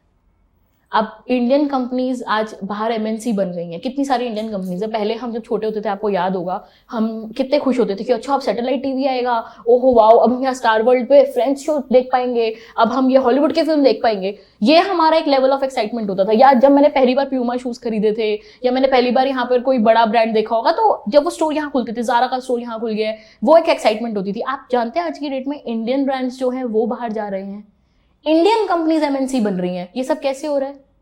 इंडिया में बहुत बड़े बड़े ब्रांड्स आ रहे हैं, बट साथ में वो हमारे साथ में बिजनेस कर रहे हैं। आप मेक इन इंडिया इनिशिएटिव उठाइए, आप स्किल इंडिया इनिशिएटिव उठाइए, आप make in India defence initiative उठाइए। इतने सारे हमारे जो फ्लैगशिप स्कीम्स जो मोदी जी ने चलाए हैं, every single scheme is tied to a particular set of countries who want to do business with us. Japan इतनी बार गए हैं मोदी जी, और जापान के leaders they always had a lot of affinity for India. We were late to realise it. हमें समय लगा चीज समझ में आने में, लेकिन शिंजो आबे जी हमें कब से समझा रहे थे, मना रहे थे और बता रहे थे कि इंडियंस हैव ग्रेट पोटेंशियल। ही केम इन 2007, उन्होंने अपनी किताब कॉन्फ्लुएंस ऑफ टू सीज की जो उनकी स्पीच, उसके अलावा उन्होंने किताब भी लिखी है। उस किताब में भी उन्होंने इसके बारे में बात करी है कि इंडिया के अंदर कितना पोटेंशियल है। सो वो इतने सारे देश के leaders, they were always in awe of India, they always loved India. But अभी क्या है, जब जापान मोदी जी गए वहां, और वहां से जब वो वापस आए, आप जानते हैं north east, I teach at a university which is in north east का टेरेन इतना डिफिकल्ट है, वहाँ पे डेवलपमेंट करना इतना ज़्यादा मुश्किल था, वहाँ इतने सारे there are so many issues, but Japan has come as a strong partner for India for doing development in the north east. Via SoftBank? No, there are, I don't know if it's SoftBank, I don't know the nitty-gritties of it, but Japan is putting its money, it's investing in Northeast. Okay. है ना, तो आप समझ रहे हैं. And trilaterals are so many, Japan, India and one more country. So ऐसे मतलब we have so many arrangements. And coming from Northeast only, वो Northeast से आगे जो हमारा neighborhood first policy है, so Low East, Act East, and then there's Neighbor First, where India first exists. So how do they come into the picture? One of the best things that Prime Minister Modi did was to recognize that neighborhood plays a great role. देखिए, आप कितने भी बड़े leader क्यों ना हो जाएं, जब तक आप अपने पड़ोसी देशों के साथ संबंध अच्छे नहीं रखेंगे, तब तक क्या है कि आप अपने आप को एक ग्रेट पावर कह नहीं सकते. किस तरह के? पाकिस्तान, चाइना से? नहीं, वही मैं आपको बताना चाहती हूँ. देखिए, कई बार क्या होता है ना, बहुत फेमस सेइंग है, आप अपने दोस्त बदल सकते हो, आप अपने पड़ोसी नहीं बदल सकते. पड़ोसी बदलना बड़ा मुश्किल है. We don't like each other. तो आप Sorry? Ted Marshall, who said it? I don't know who said it, but it's true. You can't change your neighbors. Chanakya ने या कौटिल्य जिन्हें लोग कहते हैं, उन्होंने ये बात कितने साल पहले हमें बता दी थी. जब पूरे दुनिया में कोई स्ट्रेटेजी नहीं जानता था, स्टेट क्राफ्ट नहीं जानता था, तब कौटिल्य ने ये किताब हमें बता दी थी कि भाई ऐसा है, ये मंडला थ्योरी समझ लो, तुम बीच में बैठे हो, कॉन्सेंट्रिक सर्कल्स हैं, and every single country with which you will share a boundary will always be antagonistic to you. So Mandala theory, are we adopting it in many ways? Because Jaishankar also talks about it. There's not a question of adopting it or not adopting it. We don't have a choice there. It's a reality. जिस country के साथ आप boundary share करेंगे, उसके साथ हमेशा आपके जो रिश्ते होंगे ना, वो antagonistic ही रहेंगे. अब जो चीज़ antagonistic है, वो तो given है. It depends on a lot of deftness in your diplomacy. It also depends on your vision.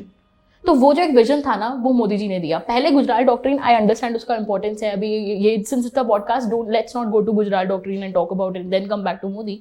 Let's talk about neighbourhood first policy. देखिए, इंडिया ग्रो कर रहा है, ठीक है, इंडिया ग्रो कर रहा है, हम लोग प्रॉस्परस बन रहे हैं, हमारा पर कैपिटा इनकम बढ़ गया है. अगर आप अभी जो व्हाइट पेपर रिलीज हुआ था इकोनॉमी पे, आप वो उठाओ, एनेक्स्टर वाले सेक्शन में जाओ, सारे स्टैट्स टक टक टक टक लिखे हुए हैं वहाँ, पढ़ लो आराम से. लेकिन सबसे महत्वपूर्ण बात क्या है, हम कितना भी ग्रो क्यों ना कर लें, हमारे ग्रोथ को हमेशा अंडरकट करने के लिए, हमारे इन्फ्लुएंस को हमेशा अंडरकट करने के लिए हमारा नेबरहुड एक बहुत बड़ा रोल प्ले करेगा. मॉलडीव्स में क्या हुआ फॉर एग्जाम्पल, हम कितना एड उनको देते हैं, कितना हेल्प उनकी करते हैं. हमने वहाँ पे अपने चॉपर्स भिजवाए, हमने अपना उनको एक एयरक्राफ्ट गिफ्ट करा, है ना, साथ में पर्सोनल भी दिया कि अगर ये ऑपरेट नहीं होगा आपसे तो हम ऑपरेट करवा देंगे. वाटर का भी इशू था. Absolutely, they didn't have fresh water. Absolutely, they didn't have fresh water. India ने उनको फ्रेश वाटर भिजवाया. Vaccines, there is a lot that India has done. लेकिन अल्टीमेटली होता क्या है ना कि छोटे देशों में ये उनकी पॉलिटिक्स है, वो इंडिया कार्ड खेलते हैं.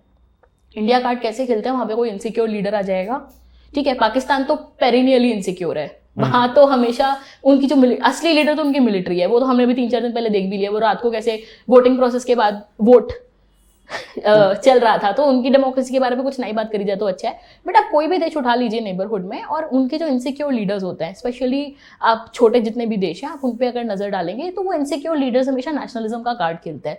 They declare India as the bad boy, वो इंडिया को बैड बॉय डिक्लेयर करते हैं और फिर नेशनलिज्म का कार्ड खेलते हैं, और फिर अपनी डोमेस्टिक पॉपुलेशन को बताते हैं कि we are trying to control India, we are going to give up, we are trying to take India out.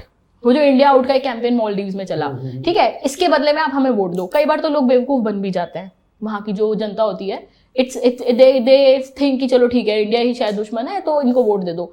But अब लोगों को ये चीज समझ में आने लग गई है। क्यों समझ में आने लग गई है? Due to neighbourhood first policy. People actually see their life. That international relations, like we spoken about it earlier, कि पीएम मोदी के आने से और डेटा की वजह से, सोशल मीडिया की वजह से ये पॉसिबल हो पाया है कि people at large are also aware of what is happening in geopolitical circles और international diplomacy. That's definitely true. That's definitely true. और उसका रीजन ये है कि डेमोक्रेटाइजेशन ऑफ इंटरनेशनल रिलेशंस जो पहले बिल्कुल नहीं था, बट अब वो बहुत ज्यादा हो गया है। देखिए मोदी जी के बारे में एक अच्छी चीज क्या है ना, he is a great thought leader. वो लोगों को बोलते हैं कोविड के टाइम पे बाहर आओ, दिए लगाओ, घंटियां बजाओ, लोग सच में वो सब करते हैं। तो जब मोदी जी आते हैं टीवी पर, और वो या फिर टीवी पर लोगों को बताया जाता है जी अबू धाबी में आज टेम्पल का इनॉग्रेशन है, you won't believe people actually are switching on their TV and they want to watch कि यार अबू धाबी में मंदिर, ऐसा कैसे हो सकता है? It's a absolutely, है ना? So all these things it actually makes a great impact on them, and they want to know. So Modi ji has become a great brand ambassador for international relations, the democratization of international relations. Today, so many young kids, they come to me. Not only my own students, but so many other kids who are studying different things. They come to me and they ask me, "Ki ma'am, we also want to study it. We also want to do something related to IR." Why? Because our leader, absolutely, we have a leader who is going to so many places. We have a leader who is constantly talking about these things. वो अपनी एक normal speech भी, अगर वो election की speech भी देंगे ना, तो उसके अंदर भी वो कुछ ना कुछ एक international relations का element डाल देते हैं। He has connected the hinterland with global, what's happening globally. या तुम अयोध्या में या फिर हरियाणा के किसी दूर दराज गांव के अंदर आप उम्मीद कर सकते हो कि पाकिस्तान, चाइना, अमेरिका, इंग्लैंड के बारे में डिबेट डिस्कशन हो रही है, और how Modi plays a central role in it, कि मोदी एज इंडियाज लीडर वो क्या इम्पैक्ट करने वाले हैं। बट वुड यू से कि मतलब how has prime minister Modi's Pakistan policy been, has he made it irrelevant now, और वुड यू से कि बहुत ज़्यादा assertive and we grown out, क्योंकि पाकिस्तान अब बहुत नीचे है, we grown very far from Pakistan, अब आवर थ्रेट्स और our challenges are China and America. दोनों ही चीज़ें हैं। शुरुआत असर्टिव होने से हुई थी और ख़त्म होगा, मतलब by the time he will complete this term and elections will come, तब तक Pakistan would have become completely irrelevant. आज भी पाकिस्तान कंप्लीटली इररिलेवेंट है। कैसे? असर्टिव से ऐसे शुरू हुआ कि जो पहले हम एक itch to make peace with Pakistan था ना, I write it in my work and I write it as the itch to make peace with Pakistan. Constantly ना हमें अंदर से इरिटेशन रहती थी कि यार ये कैसे हो सकता है, इतने दिन हो गए पाकिस्तानियों से बात नहीं करी, उन्हें समझाया नहीं, और वो अमन शांति, अमन की आशा, अमन का तमाशा, ये सब बातें हमने उनसे करी क्यों नहीं है? तो हम ना वी यूज्ड टू क्रेव कि वो थोड़ा इंसल्ट करे। बहुत दिन हो गए, बेइज्जती नहीं हुई उस साइड से, and they always used to literally do that only, they always used to insult us. हम वहां जाएंगे, वो अच्छे आदमी को एक वो बुरा सा लग रहा होता है कि यार मैं इतना अच्छा, मेरे से फिर क्यों नहीं मान रहे लोग। एग्जैक्टली। या अब्यूजिव रिलेशनशिप में जब आप होते हैं कि आपको पता है आपकी गर्लफ्रेंड हमेशा आपके साथ गलती करेगी, बट स्टिल यू क्रेविंग कि यार कोई बात नहीं, फोन ही तो इग्नोर करेगी, मेरे टेक्स्ट का जवाब नहीं देगी, शायद मेरे साथ वैलेंटाइंस डे पे डेट पे नहीं जाएगी, but you still want to get insulted by her कि चलो कुछ तो रिस्पॉन्स मिला ना अगली लड़की से। तो this is what we had. Pakistan के साथ भी हम यही करना चाहते थे। हम सोचते थे यार बहुत दिन हो गए, हमारी बेइज्जती किसी ने नहीं करी, तो this is what the Indian leaders wanted to do. We never thought how to place Pakistan in our entire strategic thought. हमारी ग्रैंड स्कीम में, हमारी टोटल स्कीम में पाकिस्तान का रोल कितना है भाई, पहले ये भी तो देखो। सारी डिप्लोमेटिक एनर्जी आपने वहां लगा दी, सब, every single intellectual who matters, every single oped writer who matters, every single scholar that matters is talking about Pakistan, India Pakistan, India Pakistan, India. Why? Just why? भाई इतने सारे देश हैं दुनिया में, 195 countries, I think UN officially recognised countries. Why are we only talking about one country? Because Pakistan had, the deep state in Pakistan had bought our top voices. हमारी बुलंद आवाजें जो थी, जो टीवी पे आती थी या अखबारों में लिखती थी या किताबें लिखती थी या इंटेलेक्चुअल बनती थी, इनफैक्ट लीडर्स ऑल्सो, सबको लगता था जाने से पहले ना, every leader who comes into power जाने से पहले वो हमेशा एक लेगेसी छोड़ना चाहता है है ना, और वो लेगेसी उनके लिए होती थी कि हम वो लीडर बनकर दिखाएंगे जिन्होंने पाकिस्तान के साथ ना रिश्ते सुधार दिए। भाई रिश्ते खराब तुम्हारी तरफ से हैं ही नहीं, रिश्ते जब खराब तुम्हारी तरफ से हैं ही नहीं तो तुम सुधार कैसे सकते हो? खराब तो उनकी तरफ से है भाई, हम उनके यहाँ पे आतंकवादी भेज रहे हैं। Are we sending proxy terrorist in their country? Are we the ones who are trying to subvert their nation? Are we the ones who want to bleed them by 1000 cuts? Are we the ones जो घास की रोटी खाएंगे फिर भी nuclear weapons बनाएंगे? Are we that? No, their leaders are like that. वो जो हाइपर नेशनलिज्म है, जो मिलिटराइजेशन है उनके यहाँ पर पूरी सोसाइटी का, वो पाकिस्तान ने किया है। So we've moved out from that phase. We moved out. How did we move out? हमने उनका न्यूक्लियर ब्लफ जो है वो कॉल आउट कर दिया। जब भी पाकिस्तान के साथ हल्का सा भी टेम्परेचर बढ़ता था ना, तो वेस्टर्न कैपिटल्स में ना एकदम से they started use to shaking up top to bottom कि अभी क्या होगा, हो साउथ एशिया में तो न्यूक्लियर कॉन्फ्लिक्ट हो सकता है, both of them have become nuclear weapon state, and they used to be very worried, अब क्या होगा, अब क्या करेंगे। उनको लगता था कि जैसे उन्होंने अंकल सैम और हुएवर अंकल इन विचएवर कैपिटल, उनको लगता था यार ये तो कॉन्फ्लिक्ट मैनेजमेंट हमारे हिस्से आ जाएगा, वो घबराते थे। इंडिया ने बोला चलो ठीक है, क्या इन्होंने हमारे यहाँ टेररिस्ट भेजे, एक बार नहीं 2 बार भेजे, दोनों बार बहुत अच्छे तरीके से इन्हें जवाब दिया गया, सर्जिकल स्ट्राइक्स हुई, ठीक है, लिमिटेड यूज ऑफ फोर्स। पहले भी होता था, अभी कई लोग मुझे बोलेंगे सर्जिकल स्ट्राइक कोई पहली बार नहीं हुआ था, it's a very famous argument that comes कि कोई पहली बार सर्जिकल स्ट्राइक नहीं हुई थी। I am not a defence expert, ठीक है, I am coming clear on my credentials, I am an IR scholar, I am not a defence expert. Defence experts themselves are saying हाँ ठीक है, पहले जो है काउंटर ऑपरेशन ऐसे होते थे, लेकिन स्केल उतना नहीं होता था, this was massive in scale, and the political will to back it was not there, but now it's there. So I am not saying it, the defense experts are saying it, they are the ones whose day job is to analyze this, and they are saying it. अभी surgical strike से क्या हुआ, पाकिस्तान का जो nuclear bulb था ना कि हमारा कहना मान लो वरना हम न्यूक्लियर वेपन यूज कर देंगे, वो अब कंप्लीटली जो है एक्सपोज हो चुका है। एग्जैक्टली, अबे जाना, और ये केवल अब इंडिया नहीं बोल रहे हैं, ये अबे जाना केवल इंडिया नहीं बोल रहे हैं, अभी ईरान भी बोल रहे हैं कि यार आगे बढ़, काम कर अपना। So the path that we showed to them, we showed a path to the world, हमने एक रास्ता दिखाया दुनिया को कि भाई पाकिस्तान से ब्लैकमेल होना है तो आप होइए। But where do we see them? China and America? Because we moved out of Pakistan, but Pakistan is a toy in the hands of, it was for longest being toyed by Americans. Now Chinese are well in bed with, with the Pakistanis. And of course, we are the 5th largest economy in the world. We are the most populous country in the world. We are the biggest market. The stats are very much in our favor. We are a young population. Our Prime Minister is doing Make in India. Our Prime Minister is Startup India. He's doing Skill India. He's doing all the things correct, which will project India into the larger, that we are heading towards the Amrit Kal. And naturally, our enemies or people who are, for whom we are perhaps a threat, they naturally feel insecure. So where do you think one thing one can argue is that we are managing it well vis-a-vis China and America and even Russia for that matter. हम बहुत अच्छा वो game खेल रहे हैं management वाला, but have we come to a position where tangibly हम इतने सॉलिड हो गए हैं कि our foreign policy is being well managed, and are we in a position जिसके अंदर those are our big threats or those are the powers that we need to take care of? How is our foreign policy playing on that troika of powers?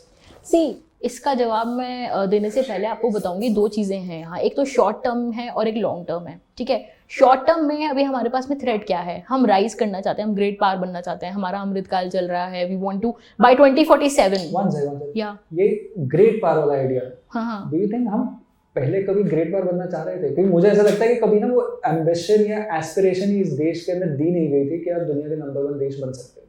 वो पहली बार मुझे ऐसा लगता है इस देश के अंदर वो कॉन्फिडेंस आना स्टार्ट हुआ है कि भाई no, we are not going to be one amongst 195. बहुत अच्छा सवाल करा है अर्जुन आपने, बिल्कुल, मतलब जिसे कहते हैं ना, one of the best questions that has been put to me by you in this entire podcast. Surprisingly great power बनना, जब हम छोटे होते हैं तो हमसे कोई हमारे एम्बिशंस पूछता है, तो आपको याद है हम बचपन से ही हमेशा अपने आप को, मतलब मैं तो हमेशा ये सोचती थी कि मैं तो कुछ बहुत बड़ा बन के दिखाऊंगी, मेरे भी छोटे एम्बिशंस नहीं होते थे, like usually girls, especially the part where I come from, they wanted to get married to a rich guy, have cute kids, and that was their life was. But ambition होना ना हमेशा से it was looked down in the Indian society, और यही same चीज India के भी साथ था। ग्रेट पावर बनना कोई बुरी बात थोड़ी ना है। See the thing is, you are either meant for great things और you are not meant for great things. If you are meant for great things, You should also have ambition and you should be ready to back it. But first of all, you need to articulate it. भाई अगर आप बने ही एक greatness के लिए हो, कुछ लोग बने ही ग्रेटनेस के लिए होते हैं, और अगर वो अपनी ग्रेटनेस को ओ नहीं करेंगे तो एक बहुत बुरी चीज़ होगी. इंडिया के साथ में क्या है, we are made for great things. और मैं ऐसा क्यों मानती हूँ, मैं ऐसा इसलिए नहीं मानती हूँ बिकॉज इतनी सारी बुक्स में दे ऑलवेज से इंडियंस तो अपने आपको पता नहीं क्या समझते हैं. हाँ, हम समझते हैं, अपने आपको बहुत ज़्यादा समझते हैं, but importantly I can back it with my assessment. I can put facts to it. आप कभी मैप को ना ऐसे इन्वर्ट कर देखिएगा, वर्ल्ड के मैप को आप ऐसे इन्वर्ट कर देखिएगा. सबसे पहले हमें क्या नजर आएगा इंडिया के ऊपर, नॉट द, जब आप इन्वर्ट करेंगे तो will see a large water body, that is Indian ocean. पूरी दुनिया का सबसे ज्यादा जो ट्रेड है, सबसे ज्यादा trade it passes through the Indian ocean. अब आप मुझे एक बात बताओ, जो country right important sea lines of communication के पास बैठी होगी, जिसका बिल्कुल इंडियन ओशन के साथ में, there is no country in the world that has an ocean in its name. There is not a single country in the world that has ocean in its name. हमारे तो नाम में Indian ocean है, हमारे तो नाम की वजह से ओशन का नाम इंडियन ओशन है. तो एक तो वो एक फैक्टर आ गया. We control so much of maritime domain, isn't it. Secondly, आप टेरिटरी वाइज देखिए, एंशिएंट सिल्क रूट को आप उठा लीजिए, या आज भी जो इंपॉर्टेंट सिल्क रूट है लैंड बेस्ड, अगर आप देखेंगे जितने भी इंपॉर्टेंट सिविलाइजेशनल सेंटर्स हैं, इंडिया हमेशा उनके करीब रहा है, या इंडिया ने हमेशा वहां से वन और more important trade route will always pass through India. तो जब हम वी वर ऑलवेज ग्रेट. पिछले 2000 सालों में अगर आप उठाएंगे पिछले 2000 साल की world history, you will find that more than 50% of the world GDP और the world output, it used to come from India plus China for more than 1800 years. But then there was a slight exception. और इसके बारे में doctor S Jaishankar अपनी किताब में लिखते हैं, और ये चीज़ एक्चुअली में अगर आप पढ़ेंगे, एंगस मेडिसन की अगर आप उठाएंगे statistics, absolutely, if you pick that report you will see कि for 1800 years India was the pinnacle of success. We were contributing the most to the world GDP. 200 साल का एक एबरेशन आया, 200 साल का एक एक्सेप्शन आया, और वो 200 साल में हम जो है we started taking ourselves so lowly. हमने इतना ज़्यादा इंफीरियोरिटी कॉम्प्लेक्स दिल पे ले लिया. Now compare it with China.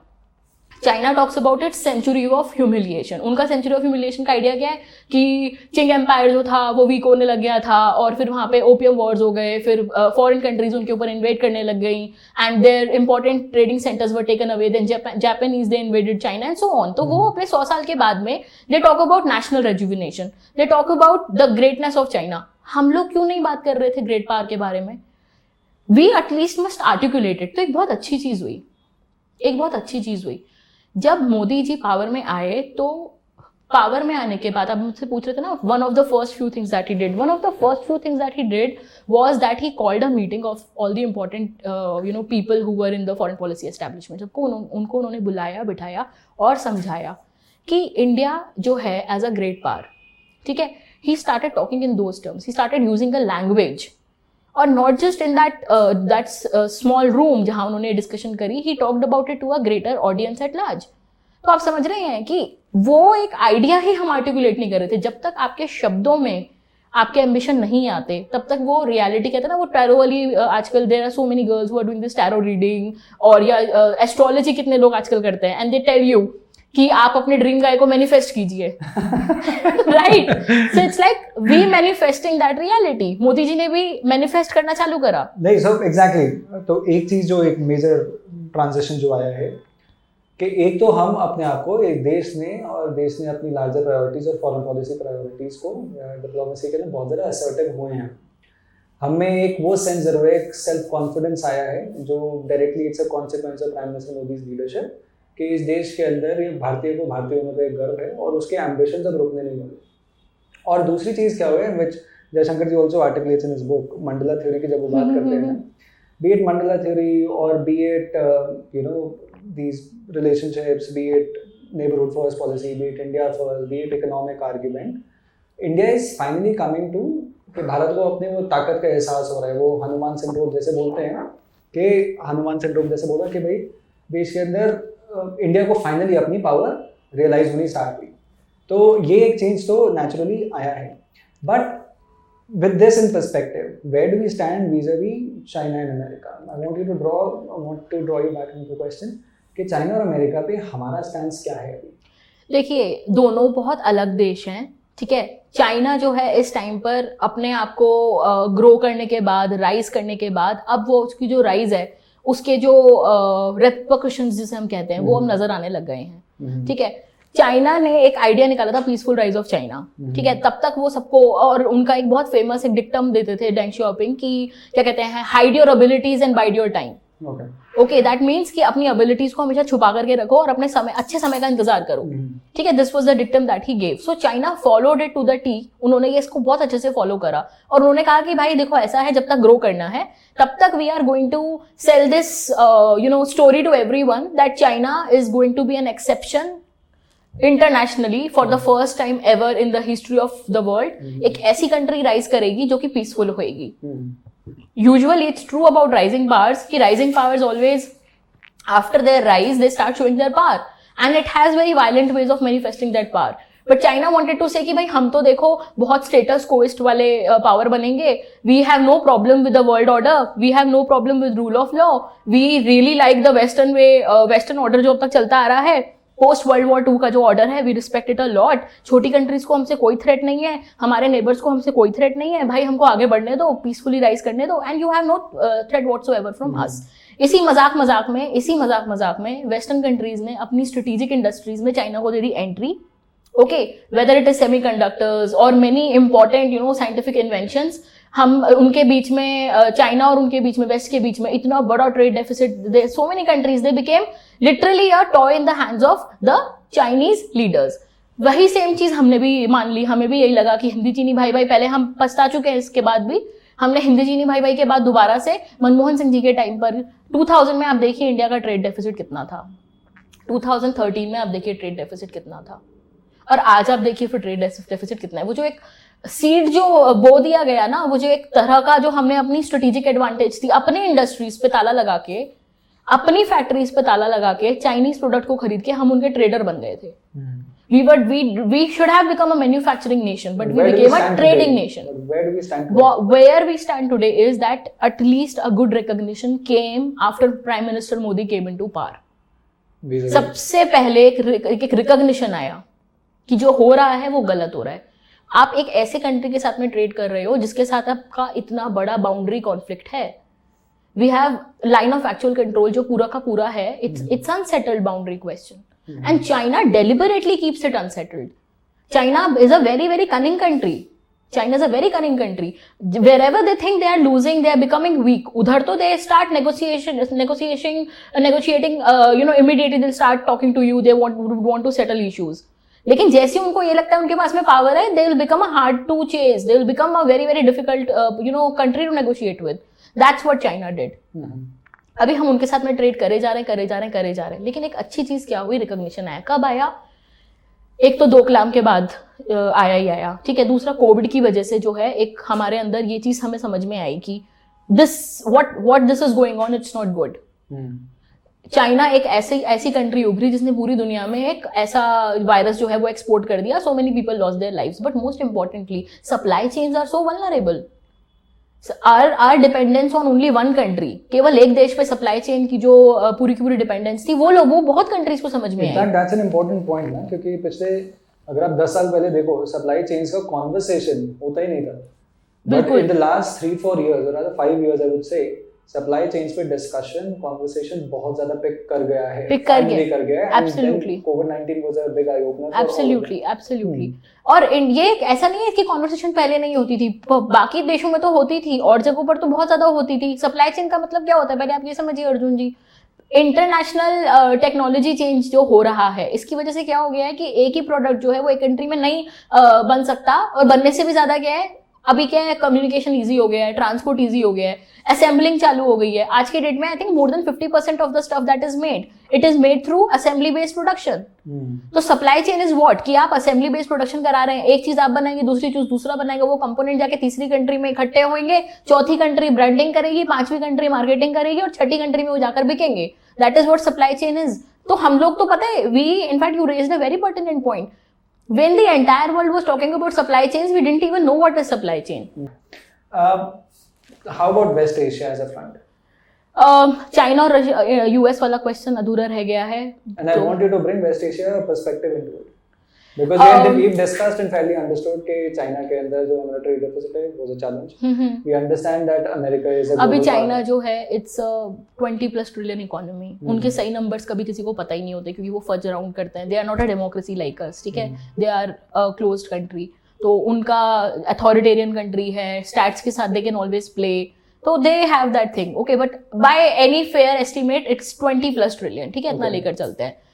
China और हम में अभी बहुत बड़ा एक डिफरेंस है. 15 ट्रिलियन का तो क्लियरली है ही. हम 5 ट्रिलियन की इकोनॉमी बनना चाहते हैं, मतलब बन जाएंगे अब let's assume that we already become 5 trillion. Okay, 15 trillion का तो डिफरेंस है ही. वो 15 ट्रिलियन को अभी पहले ब्रिज करना पड़ेगा, तब जाके हम चाइना जितना हो पाएंगे. लेकिन उसके पहले, अब वो करने के लिए हमें सबसे पहले चाइना को रोकना पड़ेगा अपने स्ट्रेटेजिक सेक्टर्स से, जो हमने कर दिया है. And which is I think is a fantastic thing. IR में उसके बहुत सारे क्या कहते हैं, इसका एक बहुत पॉजिटिव इम्पैक्ट पड़ रहा है. कैसे पड़ रहा है? मेक इन इंडिया प्रोजेक्ट आया, मैन्युफैक्चरिंग बढ़ेगी. मैन्युफैक्चरिंग बढ़ने से क्या होगा, हम लोग बहुत सारे सेक्टर्स में जो है इंडिपेंडेंट होंगे. इंडिपेंडेंट होने के अलावा बहुत इंपॉर्टेंट है कि हमारी कंट्री के लोगों को जॉब्स मिलेंगे. We have one of the largest population in the world, but where does China stand? So this is where we agree ना कि economy as a central part. Absolutely. ये सब करने के लिए हमें जरूरत पड़ेगी एक अच्छे दोस्त की, और वो अच्छा दोस्त कौन बनेगा? America. Again, America as a friend or America as an enemy. Where do we position ourselves? Are we doing the balancing act well? You can't paint countries as total enemy or total friend. Any country, even if it's China. Okay, I won't even paint China as an enemy. Reason is, ये जो global chess board है ना, ये बहुत ही ज्यादा unpredictable होता है. Selfish interest. आज का दोस्त कल का दुश्मन, कल का दुश्मन आज का दोस्त. It keeps on changing. Things change. So you would agree that Modi is doing a very good balancing act? Absolutely. It's not just a balancing act. उन्होंने अपनी फॉरेन पॉलिसी में वो जो एक हेजिटेशन था ना वेस्ट के साथ में अलाइ करने का. See, we've not become a NATO country और we are not doing whatever. हम आंखें बंद करके उन्होंने बोला ये करना तो हम वो कर रहे हैं. हम ऐसा कुछ नहीं कर रहे हैं. We are watching out for our interests. So which is exactly what I wanted to come Absolutely. to. That when it comes to Russia, when it comes to China and America, what India is doing successfully well is playing a very good balancing act. Our policy is India first. We realize what our interests are, and we are very clear कि हमें अपनी priorities ऊपर रखना है, and we won't shy away from doing trade with anybody, or we won't shy away from doing whatever is required on how we build our relationships. हम सबके दोस्त बनना चाहते हैं, और ये critically clear prime minister Narendra Modi अपने different speeches के अंदर अपनी priorities के अंदर clear कर दिया है. Case in point is the recent West Asia development also. कि कितना कुछ हो रहा है, किसने सोचा भी नहीं था कि अबू धाबी के अंदर मंदिर बनेगा. Exactly. वो भी बन रहा है. कतर के अंदर आप देखते हैं कैसे. Qatar is a very good example when it comes to West Who would have Asia. thought कि भाई इंडिया के इस तरह से इंटरेस्ट हो गया. Veterans वापस आ जाएंगे. I think brother was the word used ना. हाँ, absolutely. That's a lot of investment that Prime Minister Modi has done in the West Asian region. लोग उसे मिडिल ईस्ट बोलते हैं, बट मैं उसे वेस्ट एशिया बोलती हूँ. वो हमारा मिडिल ईस्ट नहीं है, वो अमेरिकन का मिडिल ईस्ट है, but for India it is west Asia, क्योंकि इंडिया के मैप में वो वेस्टर्न साइड पे पड़ता है. This is exactly the change that has come around. Absolutely. Indian diplomacy or Indian foreign policy has started to look at the world from their perspective. Their perspective. Not from a Eurocentric. Absolutely. Maybe 10 साल पहले अगर मैं बात कर रही होती तो हम उसे मिडिल ईस्ट बोलते हैं, बट हम उसे मिडिल ईस्ट नहीं बोलते हैं, अब उसे वेस्ट एशिया बोलते हैं. And what do you think was the role of G20 in this development of, or in the larger story of India's foreign policy? Because there was 1 year, back to back, they're consistent, right? Close to 500 events, if my stats are correct, 470 or something like that. इतने back to back events हुए. G20 so far, and many people argue that G20 कभी भी इतना बड़ा scale का event नहीं हुआ था. It was a national convening जिसके अंदर लोग इकट्ठा होते थे. And what Prime Minister Modi has done, and this is said about him on multiple forums, and many people who are in his close circle, that you bring him an idea, Prime Minister Modi, if he's convinced of the idea, if he gets it in, he will take it to a scale to which none of the people who propose the idea could ever imagine. And that, I think, is perhaps what happened with G20 also. We got 1 year, and उस साल के अंदर G20 से related इतना काम हुआ जो even G20 organizing or people, other countries in G20 did not realize. And I think I was in South Africa some time back where Think 20 का वो दिया गया था, handover ceremony हुई थी. And I remember clearly, people thinking कि India ने इतना सब कुछ कर दिया, and it would be a tough act to follow. What do you think about that? What do you think the role of G20 has been, and how India has played a major role in G20? we can actually call it a coming out party for India. G20 that is, and the reason why I'm calling it a coming out party is because हमने बहुत ज़्यादा जो उसमें efforts जो डाले हैं, और अब तक हमारा जो इंडिया का Modi ji has done fantastically in the sense of economy, in sense of our diplomacy. We've become a very sought after sort of a country all across the world. We can shake hands with a sheikh from Dubai, but at the same time we are friendly with Israel, and same is true for we can go to China, we can speak to China. वो अब बात अलग है, अभी China का थोड़ा अलग चल रहा है scene, but we actually have made that kind of a reputation across the world कि we are a multi-aligned country and everyone likes India, everyone wants to engage India. Even if they don't like us, they still want to engage us. It's तभी global times में रोज एक op-ed जरूर आता है जिसमें China यही बोल रहा होता है, अरे हमसे बात कर लो ना यार, प्लीज ऐसे मत करो. So I think the important thing is कि G20 में दो बहुत अच्छी चीज, पर्सनली मैं आपको बता रही हूँ, दो चीजें मुझे बहुत अच्छी लगी. एक तो डेमोक्रेटाइजेशन ऑफ G20. ठीक है, इसमें केवल ये नहीं हुआ कि G20 की इवेंट होगी, एलिट्स आएंगे, लीडर्स आएंगे, बात करेंगे, वही बोरिंग जो ब्यूरोक्रेसी वाले जो चीज़ें होती हैं. इतनी सारी इवेंट्स जो हुई हैं, थिंक 20 जैसे आपने बताया, बहुत सारी चीज़ें, बहुत सारी इवेंट्स हुई हैं. हर एक इवेंट ने एक पर्टिकुलर सेक्शन को एंगेज करा, हर एक इवेंट ने एक पर्टिकुलर कॉन्स्टिट्यूएंसी को जो है एंगेज करा, और लोगों के ड्राइंग रूम्स तक जो है वो G20 पहुंचे. जब G20 हो रहा था, I remember I was in a TV studio at that time for I think 2-3 days it took place, और मैं एक TV studio of a national channel I was there, और पूरे रास्ते में जब पूरी सड़क खाली थी और लोगों को उन दिनों न्यू दिल्ली में एडवाइजरी थी कि आप थोड़ा अगर घर पे रह सकते तो रहिए, because so many dignitaries are coming. आप बिलीव नहीं करेंगे, not a single inconvenience was felt by people. They were happy. Absolutely. They were happy to host them. They were happy to know कि okay wow ये सब 100 हमारे देश में आ रहे हैं, है ना? पूरा देश पॉज हो गया था और हैप्पीली पॉज हो गया था. There was no question. मतलब unlike जो फार्मर प्रोटेस्ट में हो रहा है, फार्मर प्रोटेस्ट में सब दुखी हो रहे हैं, but when G20 happened, the entire and there's a reason for that, Arjun. Farmer protest की वजह से 14,000 लोगों की पिछली बार नौकरियां गई थी, 70,000 करोड़ का नुकसान हुआ था, और इस बार इंडस्ट्री एसोसिएशंस लिटरली नोटिस चिपका रहे हैं बाहर अपने फैक्ट्री के कि किसान भाइयों से मेरा निवेदन है कि आप प्लीज प्रोटेस्ट पे ना बैठे, क्योंकि ये छोटी सी एक लॉबी के चक्कर में इतना सारा नुकसान पूरी इकोनॉमी को झेलना पड़ रहा है. अनलाइक दैट G20 की वजह से इकोनॉमी को बहुत फायदा हुआ. G20 जैसी इवेंट ऑर्गेनाइज करने के चक्कर में टूरिज्म कितना ज्यादा अट्रैक्ट हुआ. We got a platform on the world level. MICE industry की जो हम बात करते हैं वो पहले कभी किसी ने बात की नहीं थी. Absolutely. Prime minister Modi who one-headed with vibrant Gujarat summit and then consistently what we imagined. Absolutely. और जो दूसरी अच्छी चीज हुई थी वो ये हुई थी कि हम लोग ना आजादी के बाद में कुछ ज्यादा वो हो गए थे, क्या कहते हैं, we want to become leader of the third world, and in order to become the leader of the third world we were talking about non alignment. We want to become the leader of the first world. You just nailed it. You just said it. That is what. And that doesn't mean that we are not engaging global south.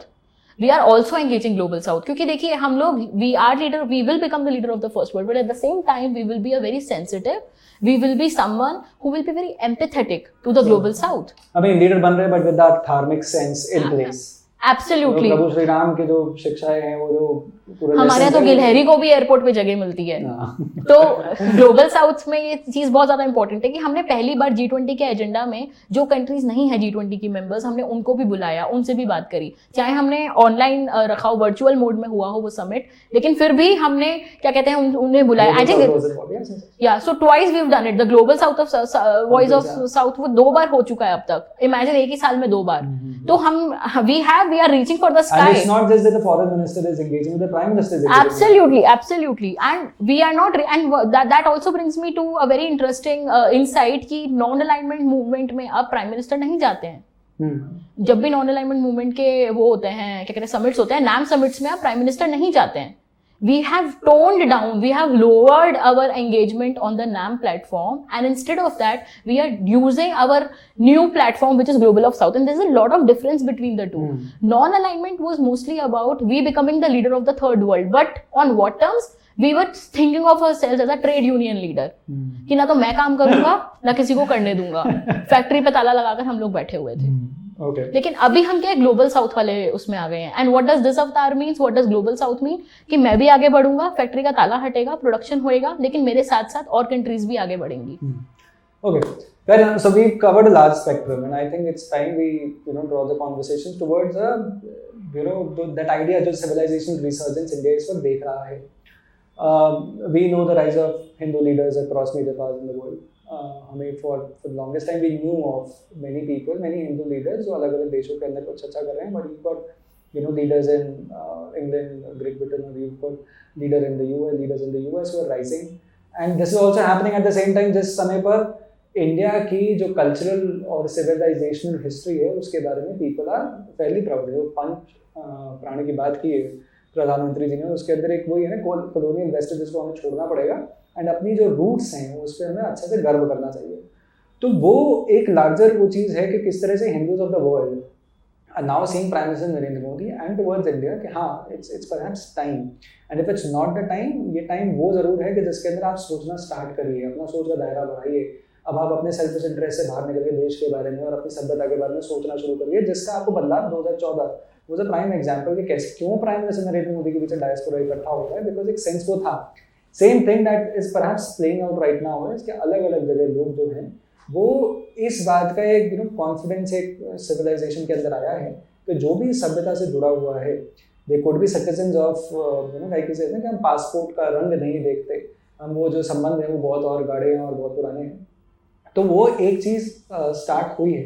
Where do you see this civilizational cultural resurgence playing out in diplomacy and foreign policy of India? ये बहुत एक अच्छा सवाल आपने मुझसे करा है. अक्सर ना इंडिया के बारे में ये बोला जाता है कि इंडिया का ना हिंदू नेशनलिस्ट टर्न आ गया है, and they see the Hindu nationalist turn as something bad. उनको लगता है कि वो जो एक हमारा सेक्युलरिज्म वाला जो एक था फेज, उससे अब हम हट रहे हैं, हम हिंदू नेशनलिज्म पर आ गए हैं. So we are not going to be nice to others and we are in a narrow parochial sense. वो सब ये इस तरह के आप अभी इकोनॉमिस्ट एब्सोल्युटली या so they talk about secularism which I don't agree with. I tell you why. देखिए सेक्युलरिज्म जो शब्द है ना वो कहाँ से आया, पहले तो आप ये समझिए. सेक्युलरिज्म हो गया या इस तरह के जो भी शब्द होते हैं ना, ये आए हैं बहुत ज़्यादा वेस्टर्न कॉन्टेक्स्ट से, जहाँ पर एक्चुअली में एग्जाम्पल है इस चीज़ का कि पहले जो देश चलता था वो प्रीस्ट प्लस किंग मिलकर चलता था, एंड देन प्रीस्ट का जब रोल कम हो गया and it became a secular polity because king is now doing all the administration and priest is resigning himself and he is doing only the religious duty. This is for European powers. Absolutely. The word secular was only for the European context. हमारे लिए secularism जो शब्द है ना उसका applicability नहीं होती है. क्यों नहीं होती है? बिकॉज वी यही एक डिबेट जो मैं आज बता रही हूँ आपको, वही चीज ना कॉन्स्टिट्यूशन के बनते टाइम जो the forefathers of us, the constitutional जिन्होंने सारी डिबेट्स करी थी कॉन्स्टिट्यूएंट असेंबली में, all of them had debated about it कि why do we have to insert the word secular. हमारे यहाँ तो सर्व धर्म समभाव की बात होती है.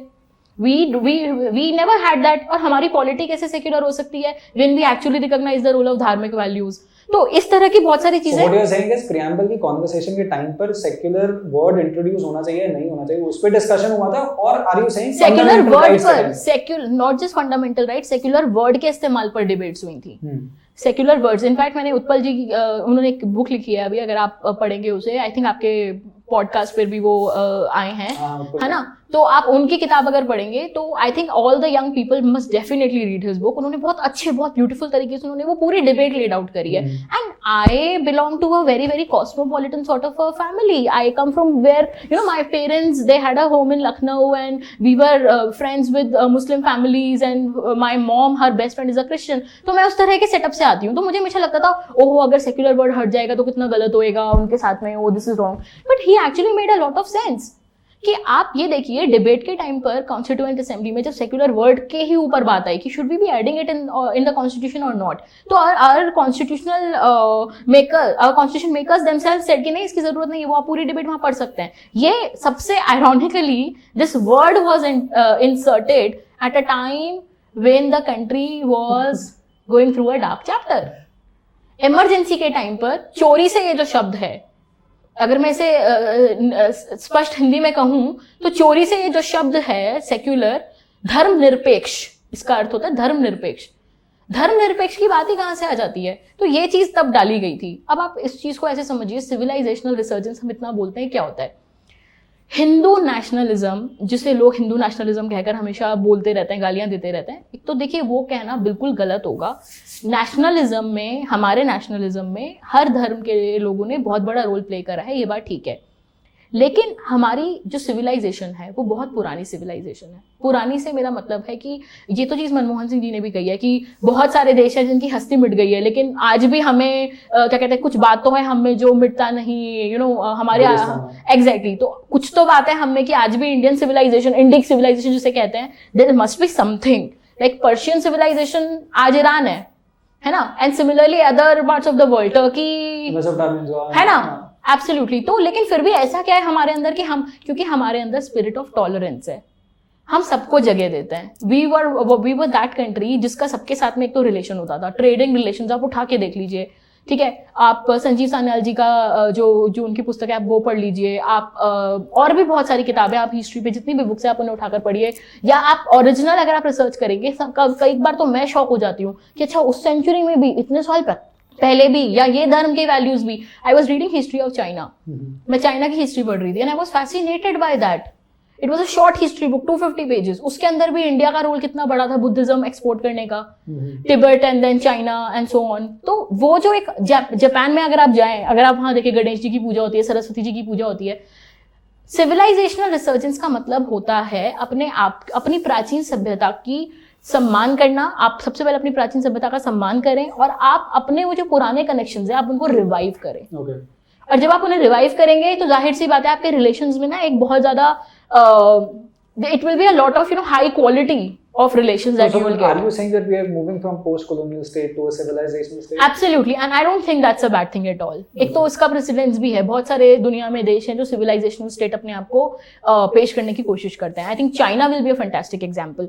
कम्युनिस्ट कंट्री, ये मुझे आज तक समझ में नहीं आया। कम्युनिस्ट कंट्री, ठीक है, जब तक उन्हें KMT को हराना था और जापान को हराना था, तब तक माओ जेडोंग जी जो थे वो ट्रेडिशनल को से हटो और मॉडर्न बनो और वॉरफेयर सीखो, ये सब करो। आपने एक बात नोटिस करी, जैसे ही CCP जीता है सिविल वॉर, तब से जो इंडोक्ट्रिनेशन, भारी इंडोक्ट्रिनेशन जो चालू हुआ है चाइनीज का, पेट्रियोटिक बनो, अपनी सिविलाइजेशन को समझो। और सबसे ज्यादा तो शी जिनपिंग के टाइम पर उन्होंने तो हिस्ट्री को इतना रीइन्वेंट कर दिया, इतना ज्यादा रीइन्वेंट कर दिया। He is talking about, in fact I think that's a wonderful hypothesis. मैं एशिया को, आगे आने वाले समय में एशिया को एक rise of the civilisational states देखती हूँ। कैसे? आप 4 बिग प्लेयर्स की बात करिए। इंडिया में आप देख रहे हैं सिविलाइजेशनल रिसर्जेंस चल रहा है। चाइना का मैंने आपको बता ही दिया, शी जिनपिंग क्या कर रहे हैं। जापान का जो वो वर्ल्ड वॉर 2 के टाइम पे पैसिफिज्म उनके ऊपर जो थोप दिया गया था, अब बेचारे वापस से सब कुछ कर रहे हैं। वो पैसिफिज्म को खत्म करने के लिए और दोबारा से मिलिट्री स्टेट बनने के लिए जापानीज, उनको वापस से उनकी जो स्टेट है वो उनकी सिविलाइजेशनल, अब देख रहे हैं आप, सिविलाइजेशन नेवर डाइज, वो वहीं रहती है। They are being reminded of their history. No, so we understand कि भाई सिविलाइजेशनल वो इंपॉर्टेंट पॉइंट है। बिल्कुल, रशिया में भी पुतिन जी का भी एक interview, he brings historicity in everything that he discusses.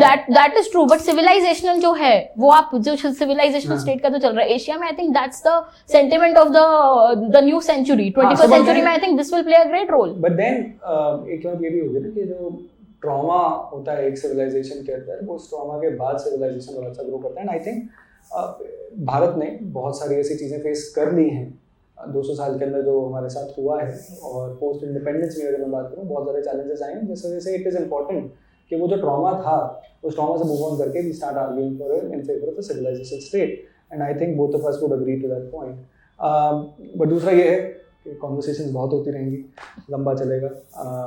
In fact that book, एक बुक पेंडिंग है आपकी तरफ से, फॉरेन पॉलिसी पे काम करिए, and I look forward to it. But then, thank you very much for coming to the show. Great chat. And with that, we bring it to the close.